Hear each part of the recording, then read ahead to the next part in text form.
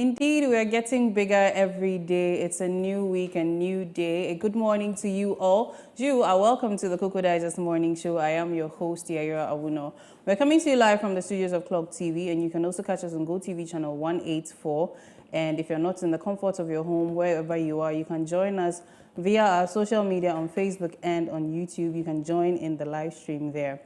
You can send your comments to our WhatsApp number displayed on your screen subsequently, and also to our live stream anytime. And I'll do well to read your comments out loud. And if you have any questions during any of the discussions, you can do that also. You can send your birthday wishes to your loved ones, to others as well. And my co-host will read them on her segment. Now, if you're looking to sponsor any of the hosts, if you're looking to sponsor the show, you can contact us via our number, our WhatsApp number, or the call number, or via our social media, and we would like to get in talks with you. Now, let's get into the conversations for today. On the lifestyle segment, they're going to be talking about what to consider when you're getting your next or your first car. Like me, I'm praying for my Toyota Camry, so everything that you need to consider when getting a new car. So Miriam and her guest will be discussing that for you. And then on the main segment, we'll be talking about the Israel-Iran conflict that's going on at the moment and its implications on Ghana. It may seem as though this is far from us, but as a global village, everything that happens anywhere on the globe affects everybody else also. And then business and sports will be bringing us news as always. For now, let's prepare our hearts to be inspired for the motivational quote.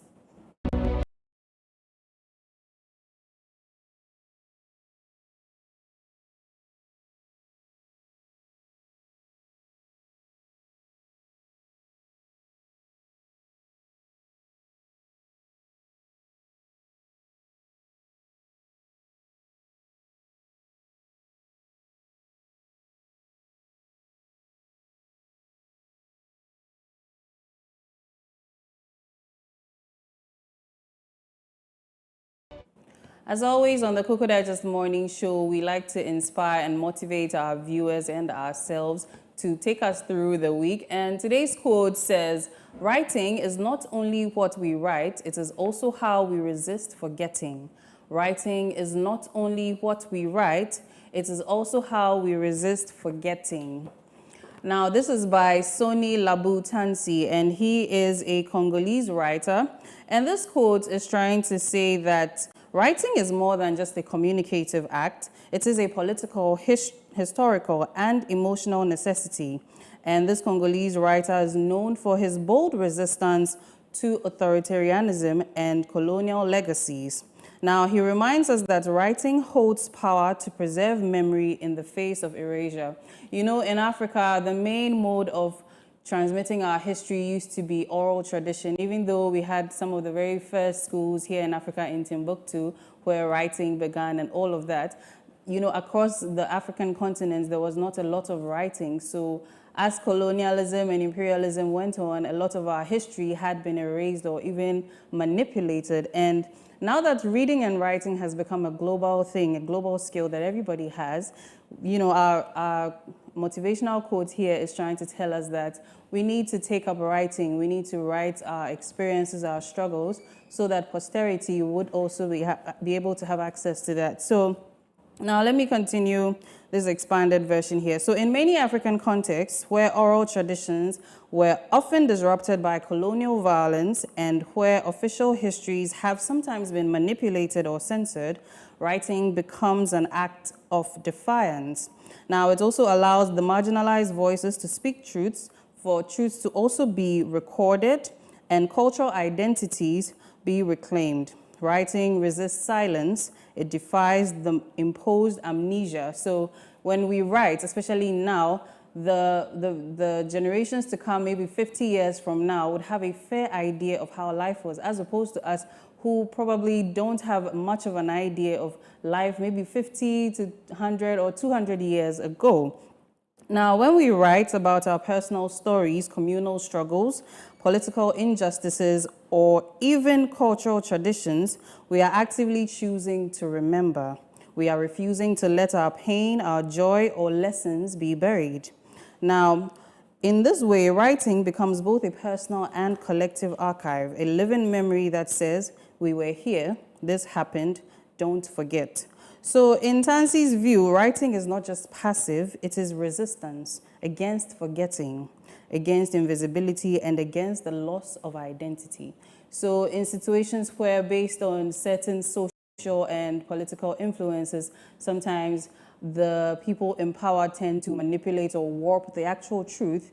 When we as a collective, as a society, sit down to write the actual truths, then these things would be able to counter such things that have happened. Like, I think even now we are aware that most of our Dr. Kwame Nkrumah's books have been burnt or censored, and it's very difficult to have access to these books for all kinds of reasons based on his ideologies. And so our motivational quote here is trying to tell us that regardless of whatever it is, we need to write down our personal experiences, write down our collective struggles, write down everything so that we resist forgetting when the next generation comes, so they have an idea of what we went through to get them where they are. I hope this quote inspires you and motivates you to take up writing, especially those of us who actually have the skill to write and have been procrastinating today. I hope you're able to write something. Next is our online and print review, and we'll be right back.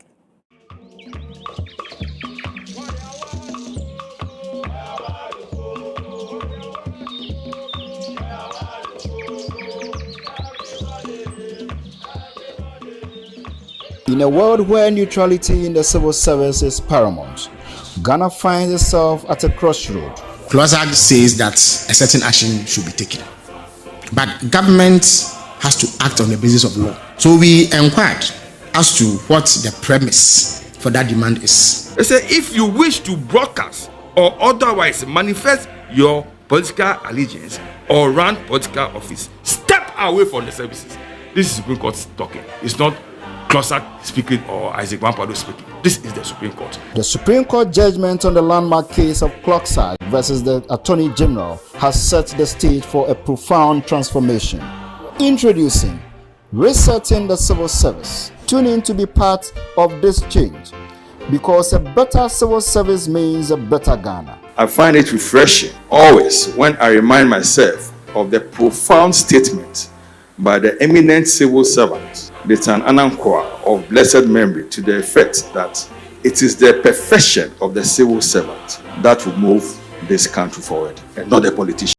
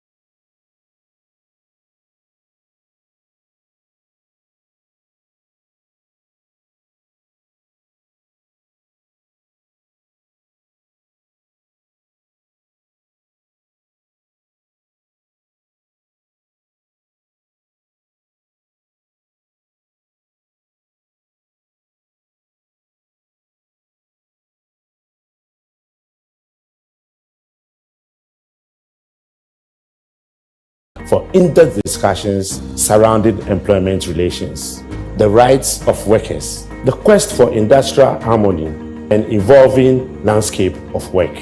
Walatu Walasa seeks to bring to bear the challenges and opportunities facing the labor force today, making a significant contribution to public discourse. My name is Edmond Akwe, your host for Walatu Walasa.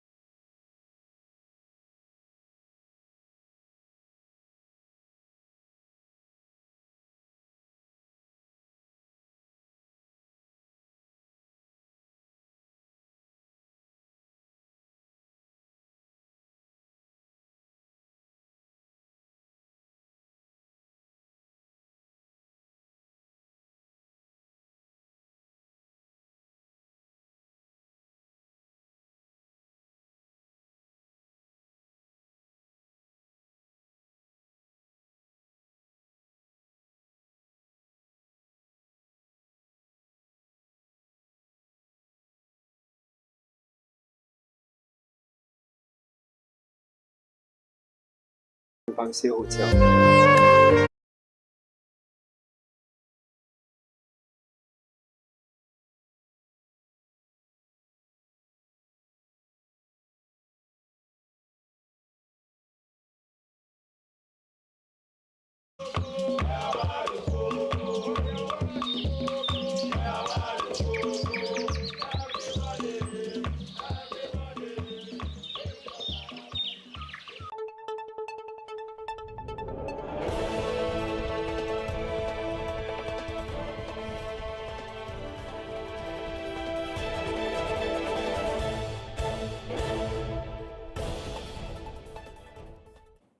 And you're welcome back to the Koko Digest Morning Show. And if you're just tuning in, we are about to have our online print review. And I have two of my co-hosts with me here. As always, we have Miriam Abnadidi, the birthday girl who's taking over the whole month of June. And we have Peter Insia here in the studio. And we're going to be talking about trending stories. So if you have any trending stories, if you have anything to share with us, any opinions on whatever we discuss, you can do well to send in those comments to our WhatsApp number displayed on your screens and to our Facebook or YouTube live stream as well. Hello, ladies and gentlemen. Hello, Yaira. Good morning. Good morning, Yaira. Looking very beautiful and handsome. Thank you. Thank you. Thank you. It's been a while. Birthday girl. What's up? How has the birthday been? Yeah, so it was just today's week. God graced me with an additional year, you know, enhanced my beauty with additional beauty, with blooming. And as you can see, it's a new wig, it's a new, everything is, you know. Slay on them, step on their necks. And I'm just here to say thank you to each and everyone who, you know, wished me a happy birthday on my day. It was a special day for me, and I don't take that lightly at all. Wow, we are glad to have you. We are glad you are growing old. More money. Peter, I think Peter wants to say something to compliment me. Peter, let's hear you. Let's hear you. Yes, like you are glowing. Birthday glow, new age. But the name you chose, is there any inspiration behind it? The Mimi Gattuso. Oh my goodness. Is there any inspiration behind it? Oh, not really. So, in previous years or days, you know, people always add something to the Mimi. So Mimi, so we have Mimi the goddess, Mimi the mermaid. So this New Year's, Mimi Gattuso. Oh, it's just going to run for a few days because I heard Gattuso is a wicked person. Wow, I want to be wicked. Right. So we want you to change it. Okay. Yes. Then I We'll think find something nice. We'll find something. After 1 year, because the Gattuso they were using it. Right. So let's go quickly into what is trending. What's happening in Accra, Ghana, and the world as a whole. A lot, Yaira. A lot. Yesterday we were here and we had, you know, some kind of noise around the Ministry of Education. So as media people, we rushed to the scene to go and see what is happening. And just when we got there, we didn't see anyone. But we were told that the 2022 batch of the College of Education people or students or graduates, actually, who have been posted this year were demonstrating as a result of their 10 months salaries not reflecting. 10 months. 10 months. Hey. So the 2022 badge, they were posted this year. They've stayed home for, I think, 3 years, and they've been posted this year.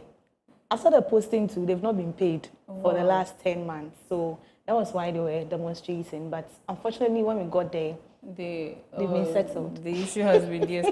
But I think I would like you to elaborate because they've been home for 3 years. They were posted this year. Yeah. So how come it's 10 months worth? Not this year. I mean, this academic year, that kind of thing. So when did that academic year begin? It should be last year, September, November, somewhere, I guess. So that in that time till now, they haven't been paid. Hey. The stress and everything. And you know, being a teacher, especially a pupil teacher, it's not easy because these students, these hyperactive children, how are they managing? You see, that's the question. Some of them were even raising concerns that they should have even stayed in the house. That would have been better than posting them and not even giving them anything to motivate them.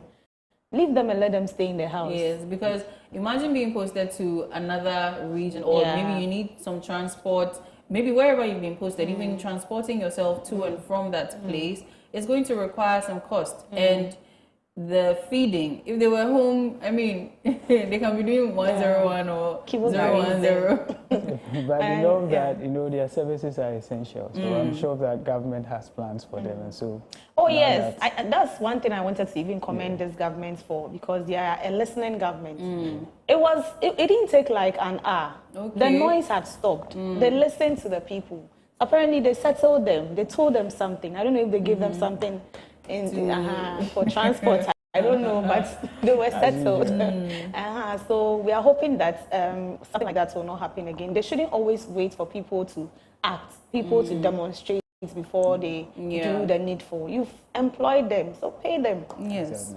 But then also, we shouldn't blame solely the government, because I think the other agencies, or, you know, as bureaucracy sometimes operates, the monies could have been disbursed, but then the channels through which the monies would flow could be where the issue would be. Because there have been situations where maybe the final person who's supposed to sign has traveled, or is on leave, or there's nobody else to fill in for that person, and all of these things. And then also with situations like the National Service Scheme, where certain ghost names, all these things that are happening, sometimes you realize that it could not necessarily be the government, but then the agency, because they could be doing something. They use this money to go and do collateral. You know, I'm not saying that's what happened with the Ghana Education Service or the Education Ministry, but I think that attention needs to be drawn to these agencies as well. Especially when we've been having comparisons between teachers and nurses, who is being paid better. But I think the treatment given to teachers in this country is very poor. It's very, very poor. We need to... you know, because without teachers, a lot of us wouldn't be where we are, because somebody has to learn to teach us. And if we are not given that person who has learned to be able to teach us the due respect and, you know, some dignity, how many people would want to be teachers? Even the children nowadays, when you ask them, everybody wants to be a pilot or a doctor. But if someone is not a teacher, how do you become this pilot or this doctor?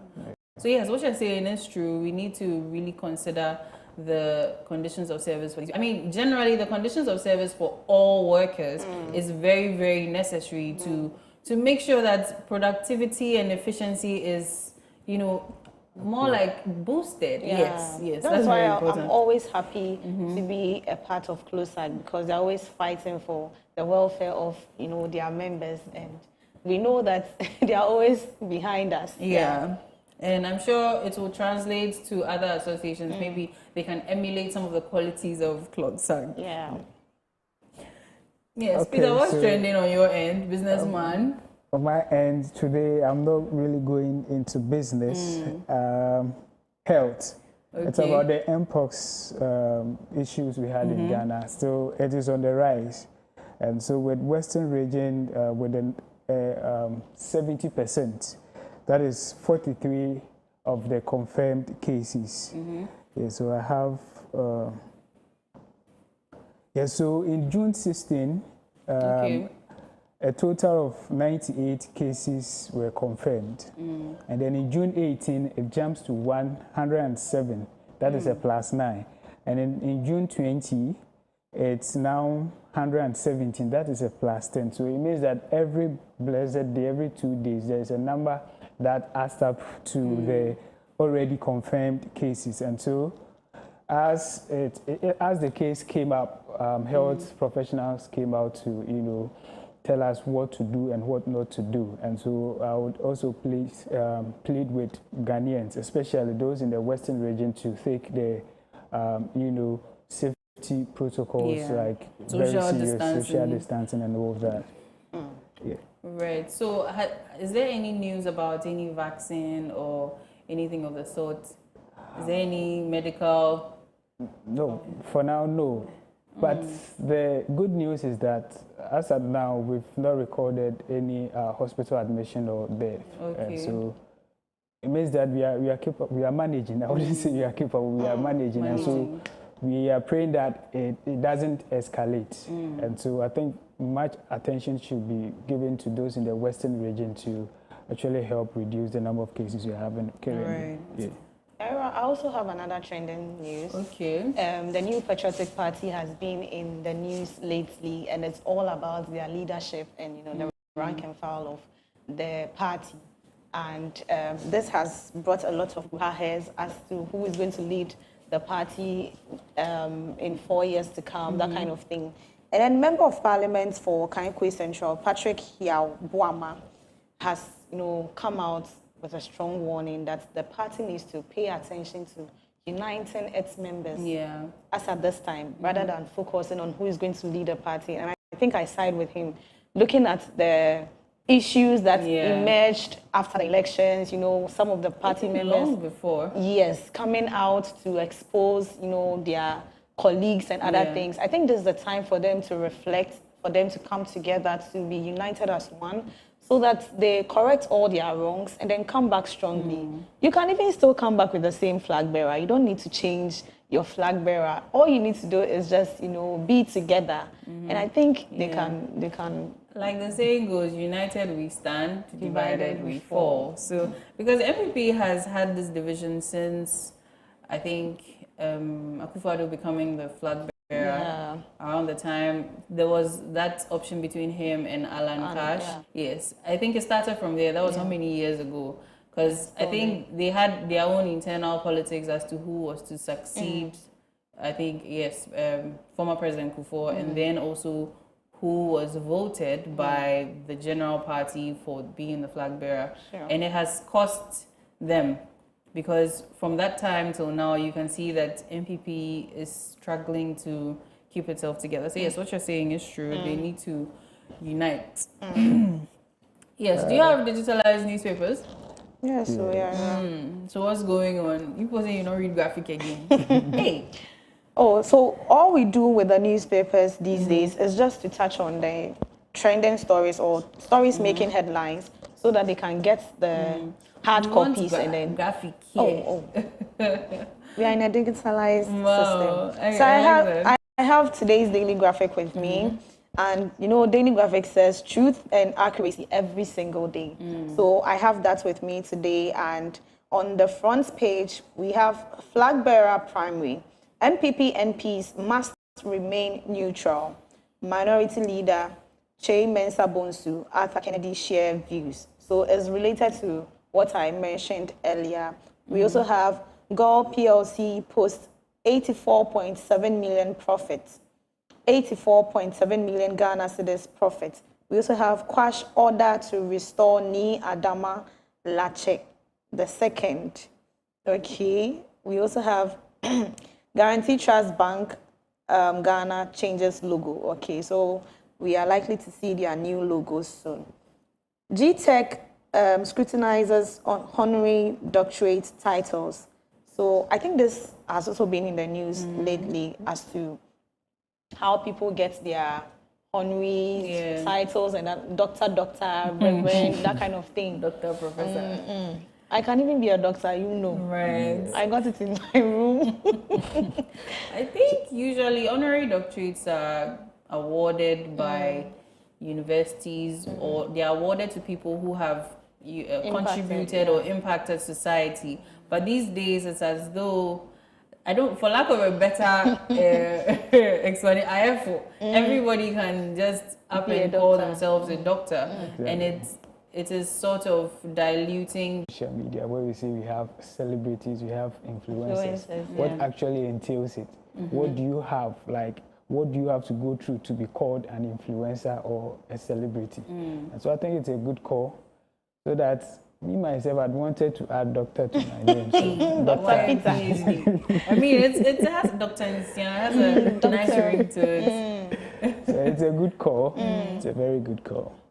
But I just hope that these things don't overshadow the actual serious issues that need to be tackled, because as Ghanaians, we tend to overly fixate on certain things that don't necessarily have any impact whatsoever. Yes, people are using the names anyhow, but until we know that, okay, this is posing a certain kind of threat, where it needs to be checked. We shouldn't exactly use that as a way to sort of relax on other social issues that need to be addressed as well.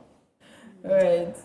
So I have with me graphic business, and on the front page, Fidelity Boss calls for stronger regional integration. And then gold price slump could trigger CD sell-off. Fetch. Okay. I think, yes, so that's all. So I'd like to touch on gold price slump could trigger CD sell-off by Fetch. So it basically means that if the price of gold drops, it could lead to a situation where people will lose confidence in the Ghanaian economy or the currency. And then lately, Fetch has been trending about the ACCB minor, all that. Last week, Clement Yabankwe and his guest did justice to it on the business segment. And then basically, so that is what it's talking about. If the price of if the price of gold drops, and it goes a long way to affect the CD, and then people or investors will lose confidence in that. Yes, and so I think we'll dive deep into it during the business segment. We have a story on it. Right. Yes. Okay. So let me go quickly into our online stories here. The very first one says, ECG completes new power distribution line to boost supply in Ashanti West. So the Electricity Company of Ghana in the Ashanti West region has undertaken key infrastructure upgrades to improve electricity supply in Greater Kumasi and nearby areas.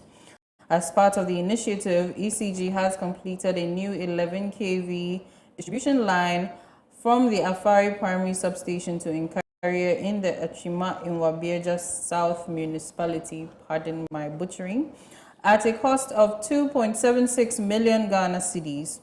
Now, the project is expected to enhance power reliability for several communities, including Nkaria, Twase, Mpasatia, Jankoba, Rioso, Kwamija, and Bedabo. Again, I apologize for the butchering, but yes. So ECG has completed some infrastructural developments in Ashanti West. Yeah, happy. Seriously, these are some of the things we always want to be hearing in the news. It's a win, a big win for businesses, especially small businesses like barbers, seamstresses, cold stores, and other things.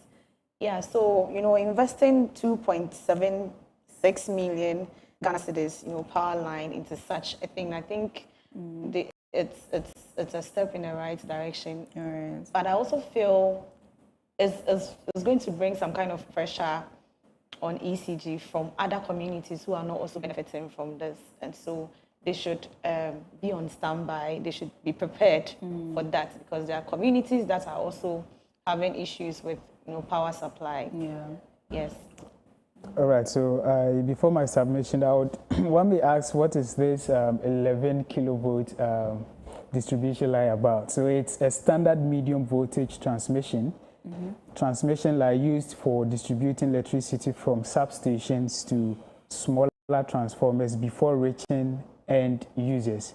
And then we have 130 kilovolts, and then we have 132 kilovolts. And then the difference is that the 11 kilovolts that we have is a medium voltage distribution line for distributing electricity to residential areas, commercial buildings, and small industrial consumers. And with the 132 kV, it is a high voltage transmission line used for transmitting large amounts of electricity over long distances with minimal loss. And then the 330 kV is even higher voltage power transmission over very long distance between power grids. And so this one has a minimum voltage. Yes, and then this one is meant to serve, communities or industrial with smaller, businesses. Yeah. So like Mimi said, this is a step in the right direction. It's a very good initiative, a very good project. And then the impact it's going to have on businesses cannot be overstated. And so a place like the Ashanti region, we know it's a business hub where a lot of businesses, take place. And so it is a right step in the right direction.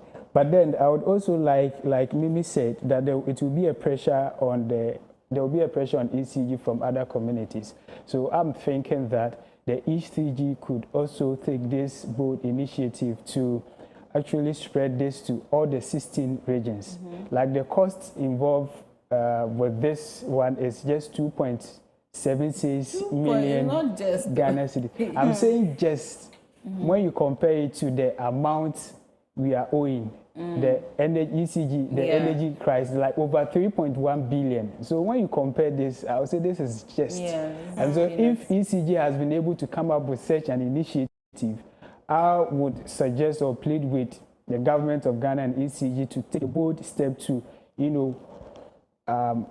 implement this initiative across all the 16 regions. And so if they are to implement this across all the 16 regions, when you multiply this 2.76 million Ghana cedis by the 16 regions, you're getting about 44,160,000 something, which is not even 1/3 of the amount we owe as a country. Yes, and then once they are able to implement this, it is going to affect businesses. Businesses will be able to work efficiently. It is going to create some job like employment, and then it is going to boost our economy at large. And so imagine we have all these in all the 16 regions. Small SMEs are booming. So it will be like gone are the days in the Ashanti region where you hear that, because of power outages, my machine is spoiled and all that, I can't work. It even led to redundancy, because if there's power outages, you need to spend more to be able to. The cost of production was like actually high. So right now that they have power, stable power supply, it is going to help boost the economy. So I think that government should also consider that. And I would like to also tackle the importance of infrastructure, upgrades in addressing our energy challenges. So, as the how do you call it? The economy grows, there's more demand for energy. So it's prudent, they invest more in infrastructure upgrade to help address energy challenges. It's even good you mentioned this, because maintenance culture in this country is very, very poor. And so if these things have been, brought into existence, we need to make sure that we are maintaining them very well, so they can work, for a long period. Something like that. Well, as much as infrastructure upgrades are necessary, and this has also been put in place to ease the pressure on the plants they have there, we also need to remember that there are certain communities that still lack basic electricity.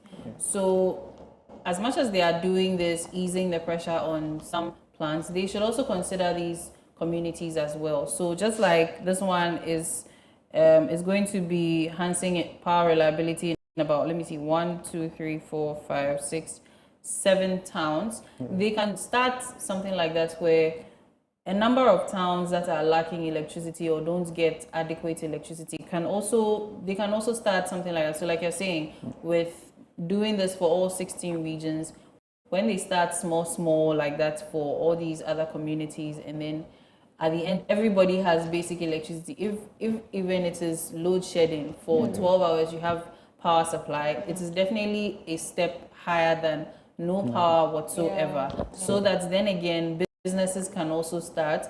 They will be able to, for the meantime, they'll be able to adjust to running their appliances or running their business on the 12-hour power supply. And then with time, as time goes on, then they can improve with the upgrades. Then also at the end of the day, Ghana would have all its communities having access to electricity. So I also suggest that ECG and other stakeholders to also look at other means like renewable sources of energy to complement the traditional ones.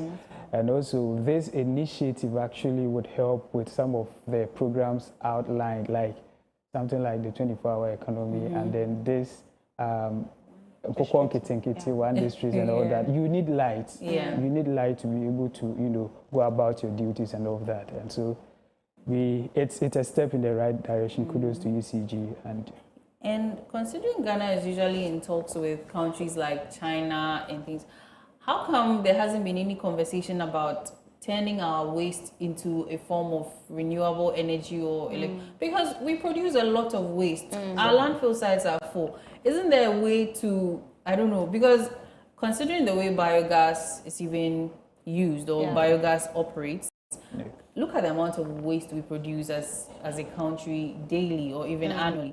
Can it not be, I don't know, there should be some technology that can help us use all of this to create light, right? Yeah, I think you're right. Yeah, so beyond just electricity, just as Peter said, they need to focus on creating, businesses and other things in these communities so that it can benefit not just the individuals but the nation as a whole. Because at the end of the day, it is power. It is our power we are using. So we need to get some kind of revenue from that. Right, and we might even be able to export to other countries because even now, I think we do export to Togo or Benin or one of the neighboring countries. We export some amount of power to them as well. So let's go into the next story. So government to launch in Koko and Kiti poultry project pilot in the northern region. So the government will next month roll out the pilot phase of its flagship poultry initiative in Koko and Kiti in the northern region as part of efforts to reduce the country's heavy reliance on imported chicken and eggs. The project also seeks to create sustainable jobs for young people in agriculture. 12 districts have been selected for the initial rollout, with the initiative expected to eventually benefit over 55,000 households nationwide and significantly enhance youth employment in the poultry industry. My lady and gentlemen. This Koko Kiti project is one that I'm very excited about. I don't know whether it's because I like chicken and Yara, why are you laughing? We both love chicken. Why are you exposing me on TV? So yes, the fact that they are trying to reduce our reliability or reliance on foreign meats or chicken is one thing that we need to commend governments for.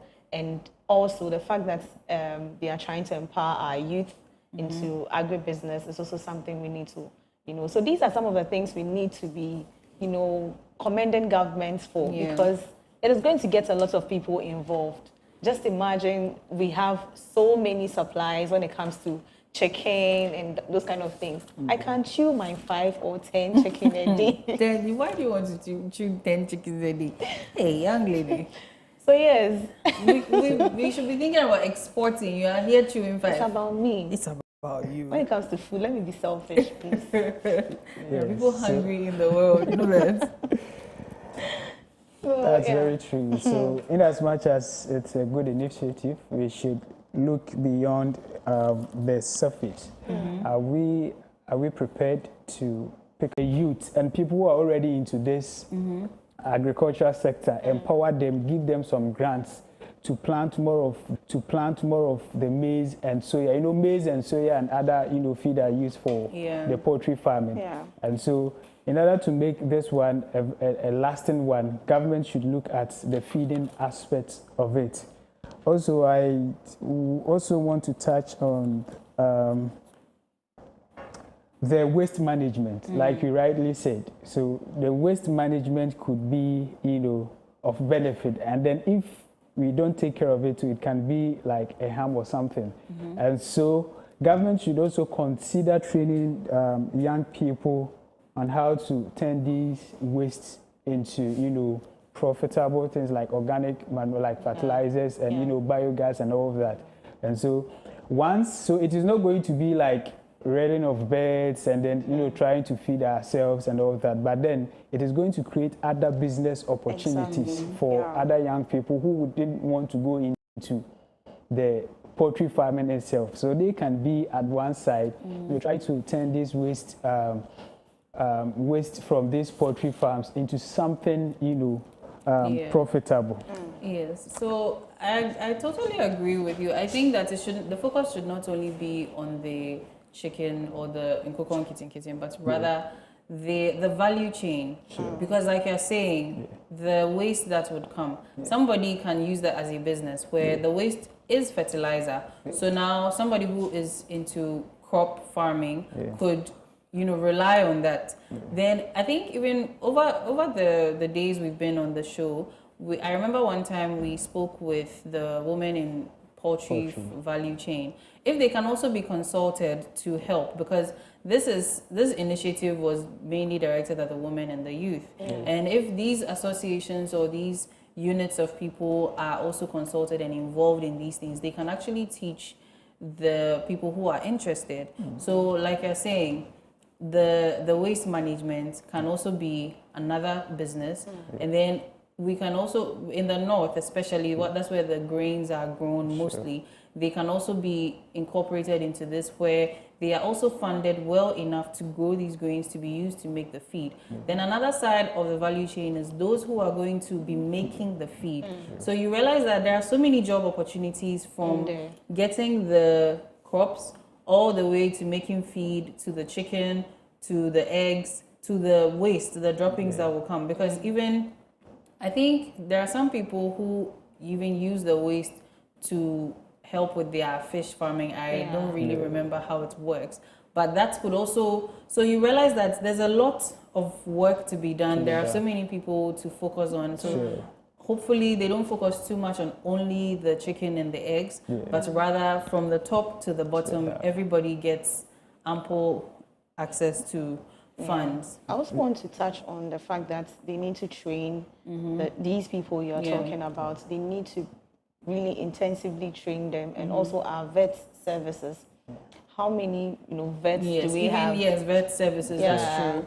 So they need to also pay attention to these things. I think the training can come from these associations like the Women in Poultry Farm, the value chain, because I think before you get to start, you go through certain trainings and some education before you begin. You don't just get up and, because by the time you realize some avian flu will come and kill more than half of the chickens, and you don't even know how to handle that. And yes, the vet services is really true, because now I'm sure there are people who did veterinary courses in school and they are in the house.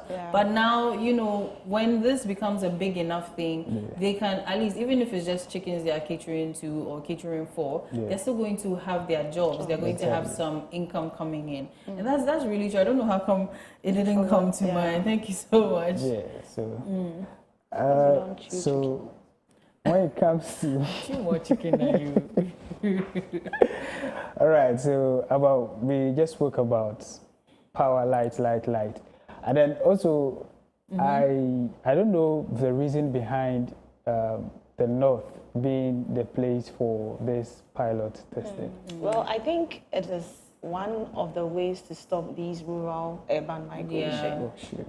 And those people are also very hardworking. And so if you're able to establish business, what are you trying to say about people? They are also hardworking, like the other regions, like Volta region. We won't take it. So it means that, you see, when it comes to this poultry farming, light plays a major role in it. And so the reason why I ask is that most of these areas lack, stable light. Most of them do not even have light at all. And so that place being selected for this initiative is what I was thinking about.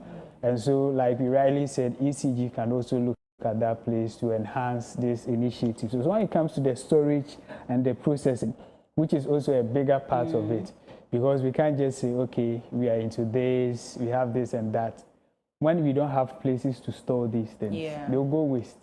The processing, so the slaughterhouse, sometimes if you go to some places, I don't want to mention names, where they say, the places, it's very bad, that it's not good.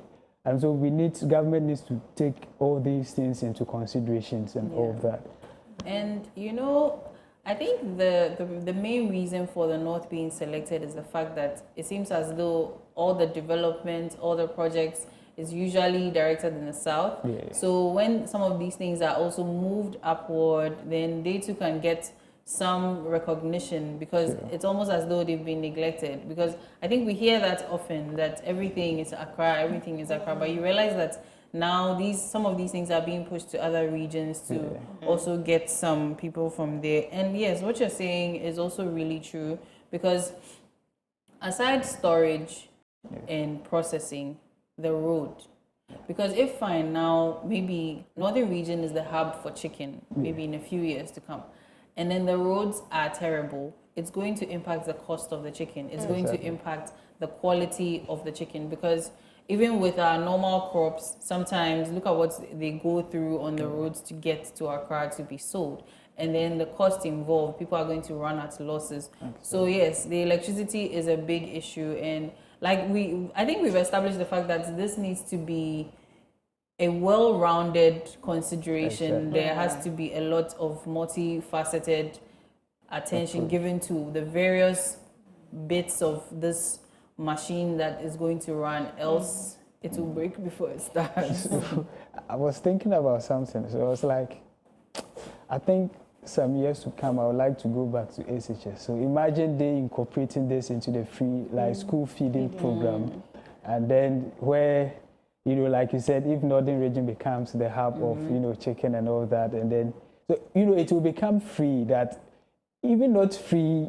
So let's say it will be yes, it will be available, you understand? So I'm not the only one. Want to be SHS one, Papa. So, you know, and then, so, like you rightly said, they should come back with, you know, it has so many opportunities in there. It has so many opportunities in there. Like you rightly said, the youths that are going to be involved, they need to be trained. How to make good use of this social media to advertise and all that. You know, business is not just like you have the resources, so you've started. They need to train them on costs, you know, how to calculate, you know, loss. And, like, they need to take them through a lot. Yes, they need to take them through a lot. And finally, I think your points drew my attention to this.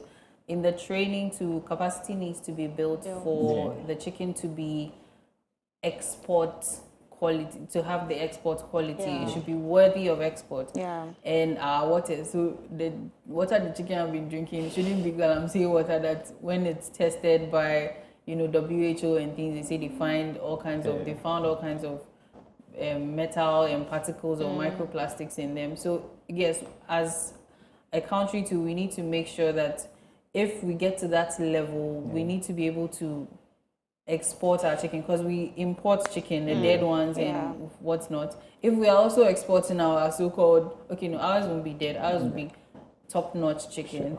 We can become a household name on the global markets for good quality chicken. And quality also has to do with branding, packaging, and those kind of things.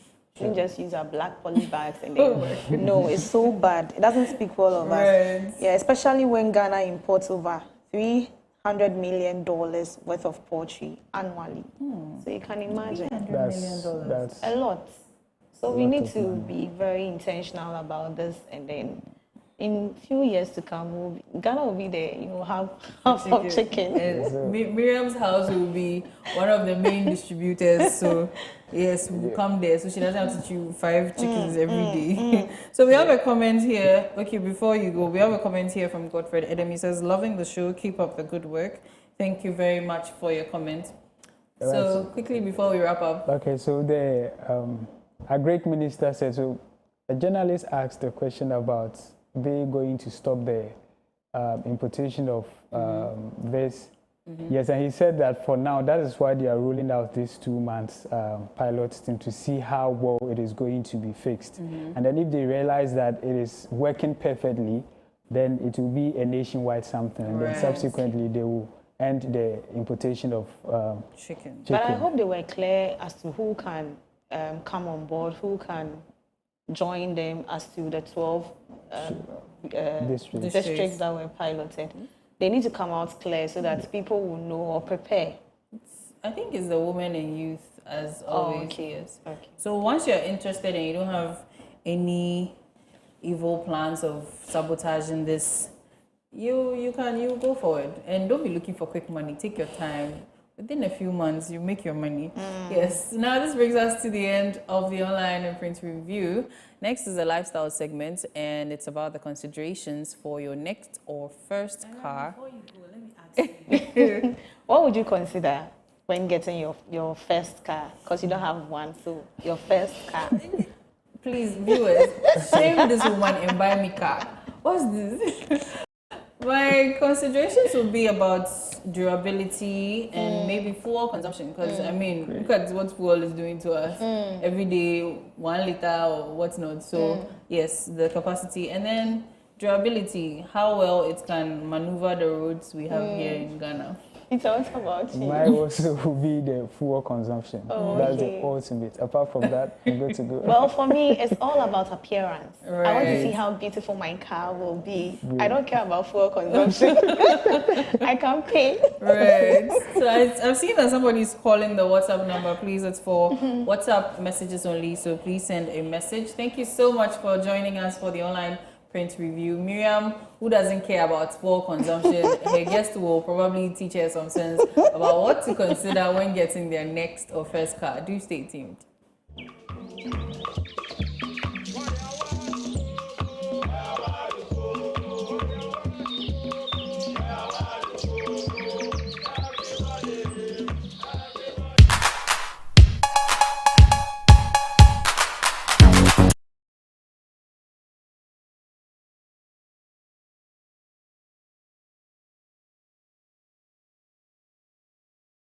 Get ready for an unforgettable music experience.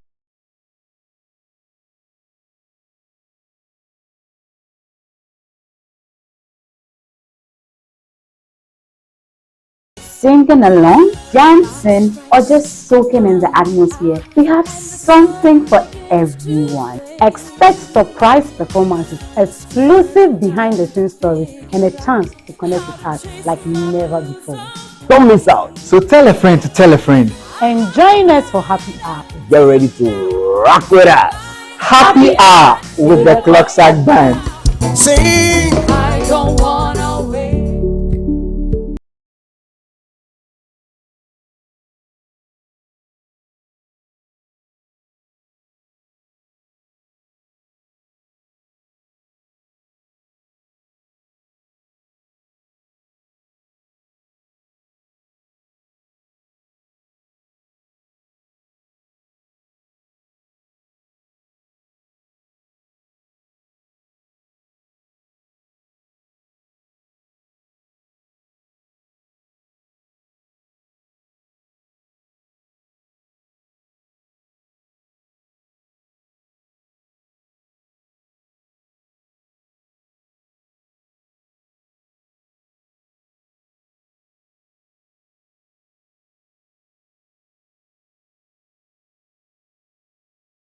This is how we do. M-I-M-I.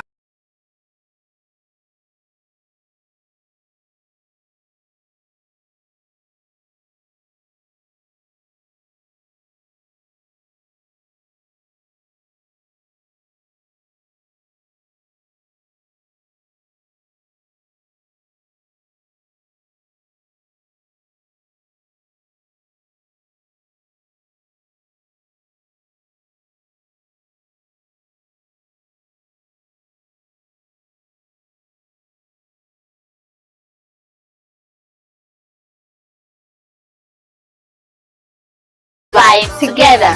I got a secret. Do you wanna hear it?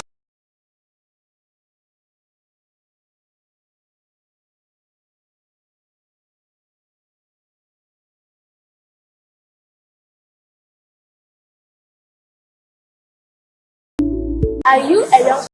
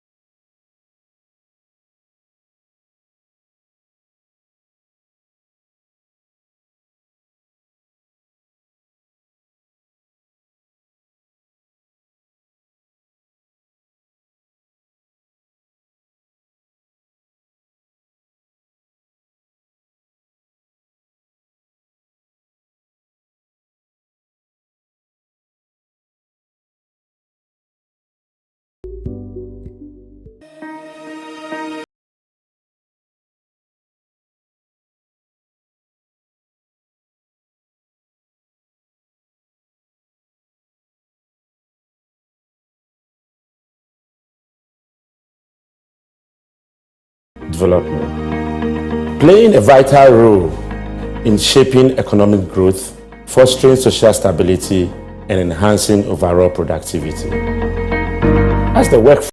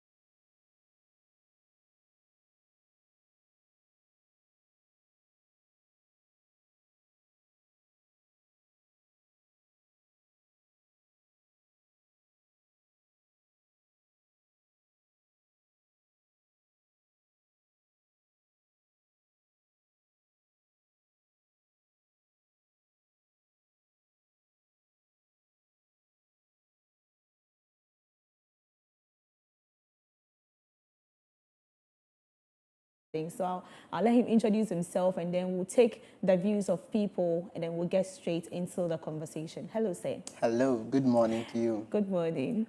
So please, what's your name? My name is Nathaniel Imprim. Like you said, I'm a pastor at the Glory Life City Church, Okay. a branch at Hacho. Okay. That's what I'm pastoring. At the same time, I am serving as the trainings and programs manager at Ghana Microfinance Institutions Network. Okay. So basically, that's a brief introduction about myself. As to And the how cars, is, I wanted to ask that. Okay. What's your car key? my car key is on there. Okay. Yeah. So cars are really becoming a part of our life from time to time. Initially, or from time back, it used to be a luxury. But as the time evolves, it moves luxury to becoming a necessity, especially for in a city like Accra. I know, right? You would have to consider owning one. So I'm sure in the conversation you will delve into more aspect of it. Yeah, we can't wait to start, understanding some common financial mistakes that people do when getting their cars. But before that, let's take the video. When we come back, we'll continue. Matre de card ye beto a ye hwe niam pii wo but kakra metima hwe say obi on ma okoto ka na odi card din ana ekoto but to me no card din de ye mfa ntoka ye hwe car no bia ni engine the way ya car no na ho din sitie ansa na wotimi akoto car nti enye se bia osoro se obi ato Benz me so meto even fuel consumption kra no ye hwe de toka because ebi timi fa kese ebi num ebi petrol no ne num no was to say 200 tokoma e fa kese but e fa obi so a okoto a ohwe de ebetimi abo no na ansa na watoka no oh ya ne de sa wo kan sa de a ana wo bisa sa de a eno to me no de ebi hwe sa ana ka ye be so na ho den ana be kire ka ko a so otimi koto and so like a hard win because of Koko business and the Kota can account is a on my say commercial car fine abia and the income bro but private car now cotton home pressure now okodilu now the quota to the be no so hard win because car no say no na be no ufu ola obeto e bibi touch ma wo koto en fa hwe bro but abia commercial car now kasa odilu akoto dia fair enough and obitima aye sad the last question Ghana ha se pese enga se obi abobra ofun say wo se nipa nya car ansa na yakase nipa na bobra na oh they be enye ne sa say be produce say ye obi no mama otimi say ukohu ni fear you be surprised about onika because onu hunu say edan no hu hia no esen car because say be car no from Nigeria plate to Ghana plate. Considering when you are buying it in Ghana, I mean, it means that definitely someone has brought it in. And so the first thing you look at the documents attached to the car that they are selling or you want to buy, the necessary documents that, and most importantly, you would have to check those documents and verify from the custom and then also DVLA. I think you would get much details about the car you want to buy. Yeah. Well, it depends. Sometimes it depends on the financial background of the person. If you're a young person that you want to buy a vehicle, I believe that you need to have, you need to be stable financially, because when you buy the vehicle and it's not for commercial purposes, it means that you are not going to generate income from it. You would have to spend another money to buy fuel, to buy, to fuel the car, to servicing and other stuff. And all those money, if you don't have additional income that will cater for that, I mean, it will not help you as a young person. So it depends on the brand, what you are using the car for. If it is for commercial purposes, then it means that you need a durable car that can go through the stress, and also if you are using for just private work, you need to buy for yourself. So of course you need something that is fuel efficient. So you should look out for a brand that can help you with regards to what you are using the car for. I think that is what you should look out for. Appearance and then affordability. Which one will you go for? If you know, you need something stronger. So if you are saying appearance and yes, it is a good car, yes, I'm going for that. So appearance, but it's expensive. You still. So if it is expensive, if it is what I am looking for, and if I can afford, yes, I'll go for that. And besides, buying a used car will cause more harm because you don't know the kind of damages that the car has been through. So you advise that people go in for brand new cars? If you can afford it, why not? You can go in for a new car. I would always advise you go in for a new car because at the end of the day, you keep on spending and spending, and you don't know when it will end, unless you get a good mechanic to help with that. Car deɛ ɛdɔɔso obi sɔlɛ obi ani car ɔpɛ obi wɔ ha ɔtɔ car asɛ ɔde bɛyɛ business obi nso ɔyɛ ɔtɔ car asɛ ɔde bɛyɛ ni private car but wobɛyɛ business asɛ taxi di a yɛwɔ car bi ti sɛ small cars a consumption ni yɛ good onya Vita oyɛ okay onya Kia Morning onya we i10 onya Toyota Yaris that type of cars ni deɛ ɔde yɛ taxi anaa Uber ɛno no consumption ni nti ɛbɛboa wo ama business no nso akɔ so obi nso wɔ ha bi ɔtɔ sɛ ɔde yɛ renter ne nyama nti obiara ne n'adwen a ɔde kɔ akɔtɔ car ba me deɛ me yɛ taxi driver nti wobɛtɔ car ma me deɛ a ka me m'ani gye Toyota Yaris ho ɛno ne car ɛda makoma so nti sɛ mo aba na moyɛ interview deɛ a momboa yɛn na yɛn nso yɛnya ɛnu bi yɛmfa yɛ adwuma yɛn nso yɛda mo ase.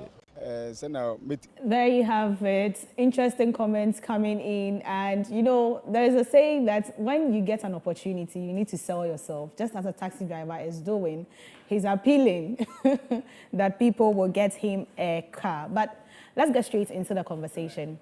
Okay, so, say, before even considering finances and other things, between a brand new car and a used car, which one would you advise we go in for, first of all? So it will depend on the purpose that that asset or that car is going to serve. If you plan on, for example, you have a farm and you want to get a car that will be able to go in and out, getting a new car is going to be not ideal. Okay. An old car, a pickup, for example, will be able to hustle the road, a lot of fuel maintenance. If you're also building, for example, and you would want to you need to go in and out, an old car or a used car will be used. However, if you are in a certain class, for example, and then you need to appear as such, there are certain requirements you will need to meet in your appearance. So in other institutions, they are giving allowances on how to appear, car allowances. So it depends on the purpose. What purpose are you going to use the car for? That is basically what will determine a lot of in and outs on what to go out for. My purpose will be just to save me the stress from getting into a trust keys. Oh, these days they say a ski, a sports ski, not trust key. So I see. Yeah, avoiding the stress and other things. So which of the two should I go for? Then the other factors comes in. A used car and then a brand new car. What is the cost implication on these two? Which one can you afford? At the same time, which one can you manage or use easily? It wouldn't be ideal for a nice lady. You have a car and you're on the way and then you're overheating and you are stopping and then you have to open the bonnet and it's stressful. When you see you outside. Who knows? Maybe I'll meet my future husband. Is there? So that is the purpose. Maybe the purpose for that can also be.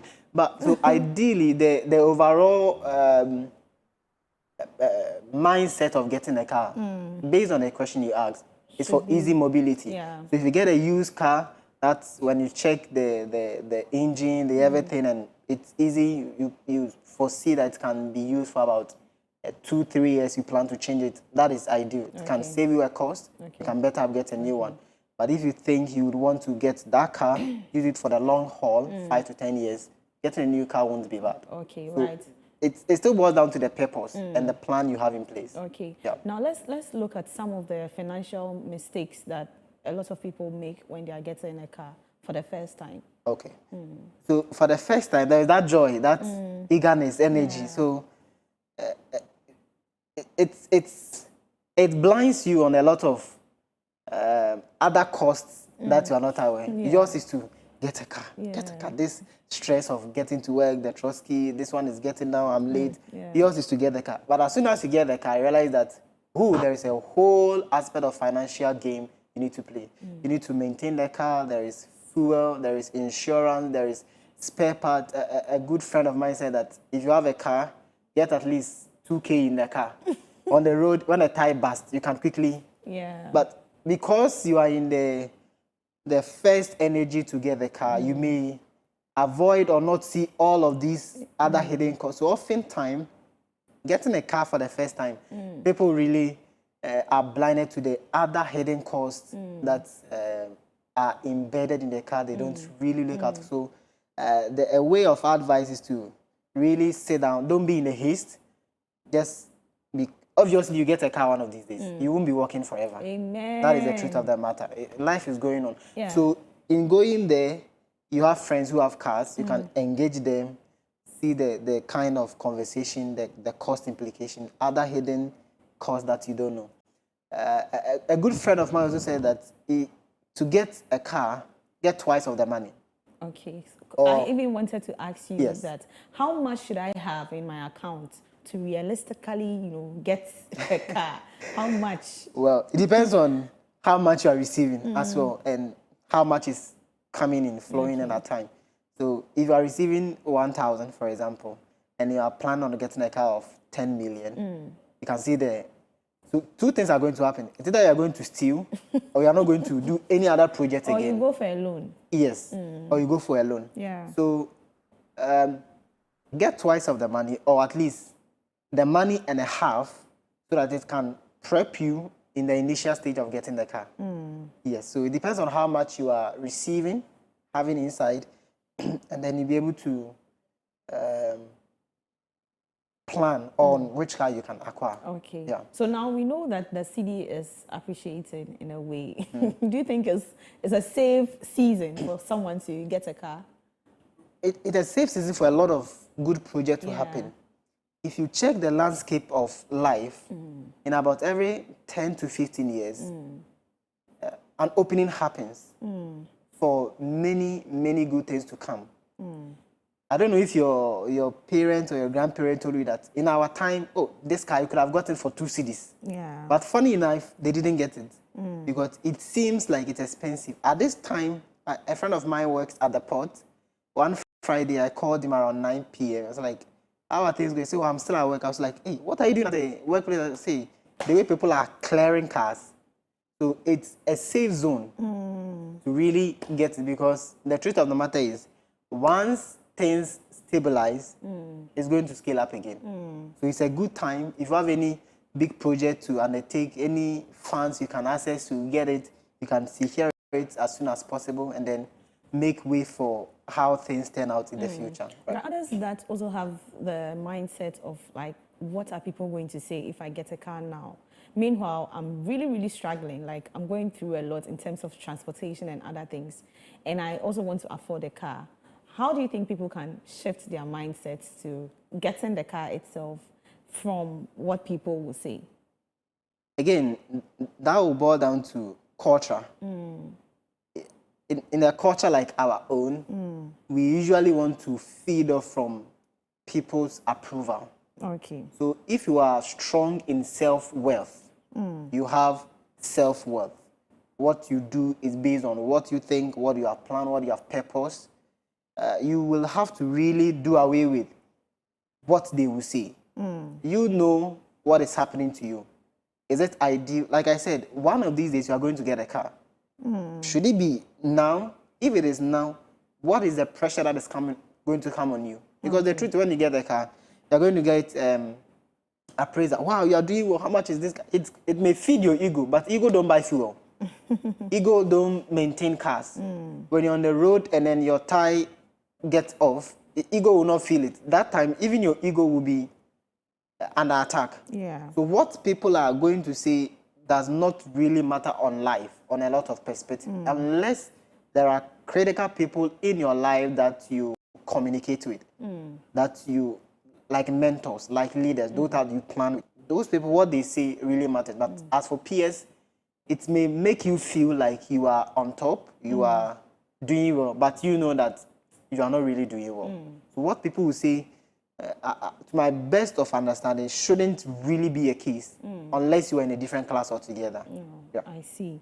And how important is it for new buyers, new car buyers, to consider availability of spare parts for their cars and also maintenance, money for maintenance of their cars before getting the car itself? You've not bought the car, but how important is it to think of, how to maintain the car and also the availability of spare parts? A critical example. The average lady I know has about how many shoes? But how many do you wear in a time? One. Yeah. Just in case of anything. Anything can happen at any time. So imagine you've gotten a car. There is no spare part in the nation that you are in. You would have to import. That alone increases the price. Okay. The time difference of that importation to get to you. If you want it really fast, that is also another extra cost. So it is extremely crucial to know that unless if the car one tire burst, or if you want to get a new one, that's better. I mean, that's a good life for everybody. You are going to get overheating, you call, I want a new car, I'm at this place. That's ideal. Yeah. But if you are not there yet and you plan to get there, in the meantime, like you said, the stress of going to the hustle of, you say it's called ski, and then coming and then on the road and then something happens and you have to wait, it's really troublesome. It's frustrating. Getting other parts available, it is advised to get a spare tire in your car. Yeah. You may not use it forever, but just in case. Yeah. So it is extremely crucial to get spare parts, other parts easily accessible, and then to quickly fix it in case anything happens. So crucial, yes, it is. But why do you think people are aware of how expensive spare parts are for a particular brand of car, yet they still go in for that car? Especially considering Ghana are setting as a country where we have not too good roads, which are likely to destroy your cars. Yeah. Yet they'll go in for that same brand when they know it's very expensive to fix it. Right. So that's, like earlier I mentioned that there is a certain class. Imagine you would have to go to BBC for an interview and you are going with a VIT. You see? VIT. Yes. I'll pack it somewhere. What? Why would you pack it somewhere? Oh, maybe it doesn't suit, So it doesn't suit the class. Imagine you are going for an interview at BBC and then you go with V8, for example. Or you are going for a new contract and then you are coming with some Alechakabi, then you go and then the person sees you from afar. He already knows how much he's going to give you for that contract. Yeah. So when you come in with a certain car, you are rated, there are certain amounts, we won't talk about it. As soon as I enter, the standard of conversation starts on this level, not this level. Okay. So it depends on, like I said, the class, the society you are in. But if you are in the other societies, the other societies, and you still want to get a certain car, I wouldn't really advise. For a conversation like, you need the stress, you need easy movement, and you are in for, let's say, a V8. Okay. The purpose of getting the car and the acquisition of the car is being defeated. The purpose is that you want easy swift, easy movement. Yeah. So an easy movement car for such a conversation is ideal. But if you're in a certain group, a certain class, and then getting that car can easily make you gain certain benefits. At the same time, do people get certain cars so that it can serve as a means to get other things? Sure. You are going for a loan, a big loan. It is, if you present a certain car, chances are that you are going to get that loan to get bigger things. Okay, so does it mean that in Ghana, if one wants to be rated as successful, they will need to, have a car? Not necessarily. But I just said that if you are going for a loan or a contract or something, yes, and you are in a car, it's in a way expedites the process, like exactly. It fastens the process. So there is a bubble of sources. It's not really true. Okay. It seems true. It's not really true. So there are many people who are doing extremely well. Now, when we begin to talk about that, what is success? How do we measure success?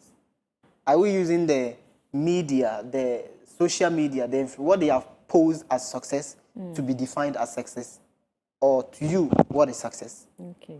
If you're able to define that parameter, then every other thing that comes with it makes it successful. He said, oh, after school, when you get a job, you are seen as a successful.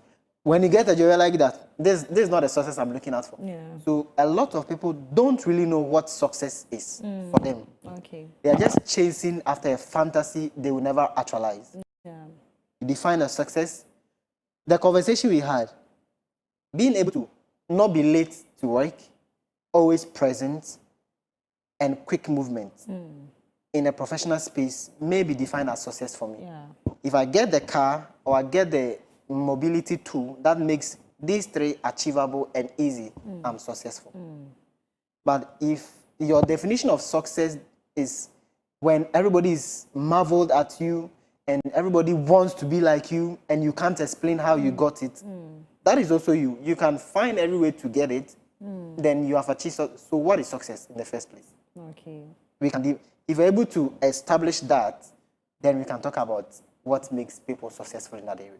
I see. So now let's look at a proper financial planning that one can have before getting a car. So let's say for me, which I'm seeing in the future that I'm going to get a car. Of course. What financial plan can I draw to, actualize that in future to get my car? So a lot of factors comes to play. One, what type of car you are looking out for. What is the duration of period you are anticipating to get the car? And what is the funds available to acquiring the car? So it's all comes down to proper planning and following suit. Right now, you are a conversation like you are receiving 1,000 cedis and you are planning to get a car of 10 million and you want to get it in 2 years. So when you do the math, it doesn't add up unless you want to find other means to add up, which ideally will not be sustainable for the long run. So commonly they say 20% of your income should go into down payment or car facilitation, a proper plan of 4 years to get the car, and then 10% funding of maybe maintenance. But here is the case. Out of the blue, like, I need to get a car. Yeah. That thought you'd have done that thought about 4 or 5 years ago. Yeah. But at that 4 or 5 years ago, the way the terrain wasn't. Maybe they got some miracle money somewhere. Miracle money is good, but how often can you get miracle money? They don't want to waste it, so they just want to get something. That's fine. Get something. Do you have the necessary finance to finance a car? Getting it is one. Maintenance, insurance, roadworthy, spare parts, everything. So a proper plan, you assess yourself. One of the things I've also observed is that a lot of people are not honest to themselves. Yeah. Everybody can lie to you, but if you manage to lie to yourself, there is no hope. Okay. You are receiving 1,000 and you are looking at getting a C-class Benz series next year with the same salary. What is going? Even if you get a loan, you are going to be financially locked up to repay the loan. Yeah. So you need to find out other means of funding that desire that you are having, which proper planning would have sorted out. Right. I see. We have a comment here. It's actually a question. Okay. Hi, Mimi. Please ask your guest for me. I have taken a car loan and I'm paying in installments, but it looks like I'm never going to finish paying the money in anytime soon. How can I save myself from this situation? Okay. So that's the person's question. Well, I'm showing the person was going for the loan. There were terms and conditions. If you would, there are two ways to go about it. It's either you go for renegotiation to double up the pace of payment. That means you have the funds available to actually clear it off. Okay. Or you would want to go for renegotiation and then stretch the time a bit further so that it can ease the pressure on you. So if you are looking at clearing it off as soon as possible, like I said, the desire came. The other hidden fact, you went for a loan. Now, you look at the loan and be like, I've gotten a car, but something is gone. Yeah. So you can go for a renegotiation that I came for a loan to get the car to pay off in the next 3 years, but I would want to clock it out in the next 1 year. What can we do? Then they will restructure. Maybe interest will go high, something will go off. Or you can double up the pace of income earning. If you are using only one stream of income to finance the car, you can quickly find another source of income to add up to clear it off as soon as possible. That would be ideal. Don't you also think the role of peer pressure and societal expectations also come to play when it comes to purchasing a car? Because these days we find a lot of young people either renting expensive cars or, you know, trying to get a car. And some will be of the view that let me build a house, that kind of thing. Do you think there is this peer pressure, societal expectations? There is.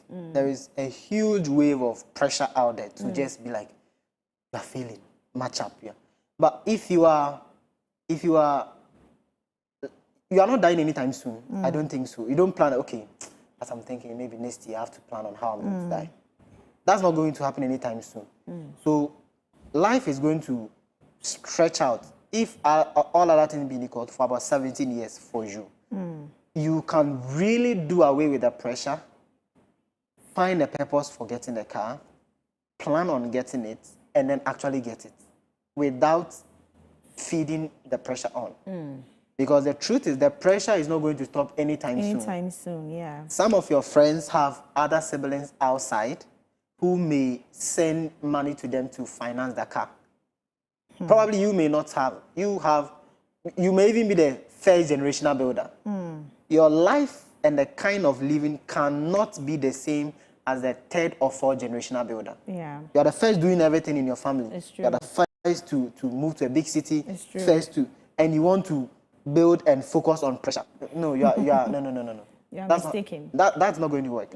So the pressure is actually out there, but you can, the same way when you're in a car with AC and there is heat outside, you really don't feel the pressure, but you're in the AC. Yeah. So the pressure is actually out there. You see your mate, this guy was better than him in school. Yeah. This guy, he didn't look like he was going to make it. Now he's riding a car. It's unnecessary to really dwell on. They will come. Yeah. But it's unnecessary to really dwell on them. You can really undo the pressure, plan, focus, get it, and then really make up life. Right. Right. Lastly, what advice will you give to any first-time buyer watching us today, including myself? What advice would you give to us before we get our new car, our first car? Yes. So a colleague of mine was saying, you have to buy a car. I was like, no, I need to own a car. Buying is one way of owning. Somebody gifting you is another way of owning. Winning it is another way of owning. So the advice I'm going to give is prepare to own a car. What comes with owning a car? Make those things available. Make them ready. If it is easier for someone to help you get a car when you have 50% of the money available. Okay. But if you are waiting on miracle money, which is nice, everybody wants some. The only issue with that one is you can't plan with miracle money because you don't know how much is coming and when it's coming and where it's coming from. So plan with it, be ready. You want to own a car, you don't know how to drive, for example. You want to own a car, you don't know anything about a car. Be ready, get excited. The same excitement that comes with going to the university at first time. Get that excitement about owning a car. You know the name of the cars. This car consumes this. This is the capacity that do. So you should do research. Be ready for owning the car. I see. Be ready. They say opportunity comes. When it comes, you should be ready. You should grab it once. You are sitting somebody asks, so what car do you want?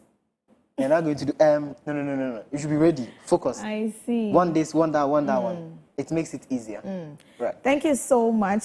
Pastor Nathaniel Imprem, a financial advisor, was my guest for today as we discussed what to consider when getting your next or first vehicle. Thank you so much, Pastor.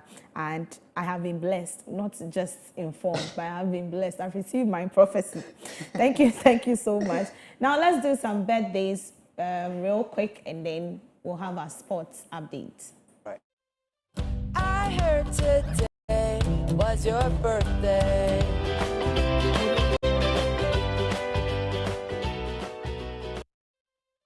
I heard today was your birthday.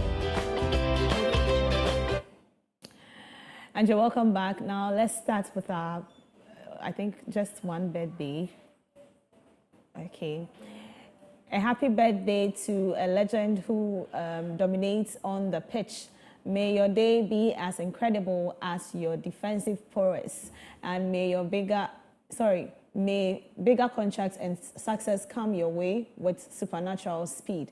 This is from Marcelo and the Jedad or Get Fit family. I think I have to take it again because he's signaling me. So a special happy birthday going to a legend who dominates on the pitch. May your day be as incredible as your defensive prowess, and may bigger contracts and success come your way with supernatural speed. This is from Marcelo and the Jedad Gets Fit family. We also have this from James, and he's saying a happy birthday, Alice Wandusem. May the Lord continue to bless you abundantly. Thank you so much, James, for bringing in your birthday wish. Thank you all for watching the lifestyle segment. Right after this, we'll take our sports update and we'll get ready for business.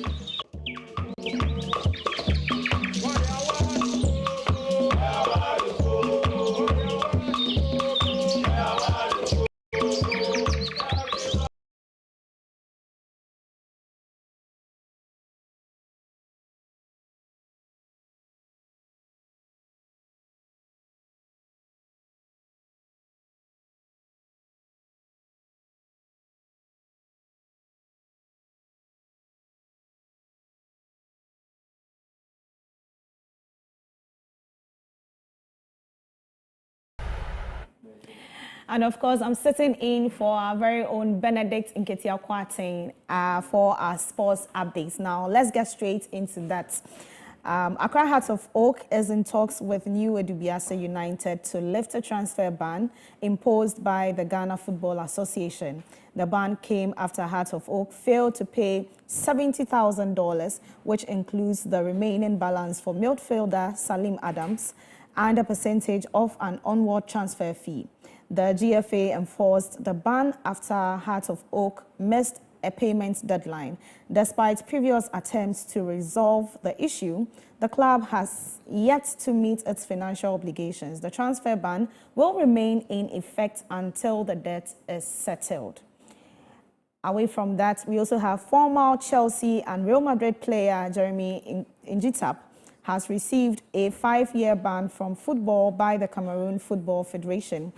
FICAFOOT, and a fine of 10 million CFA francs, around $16,500.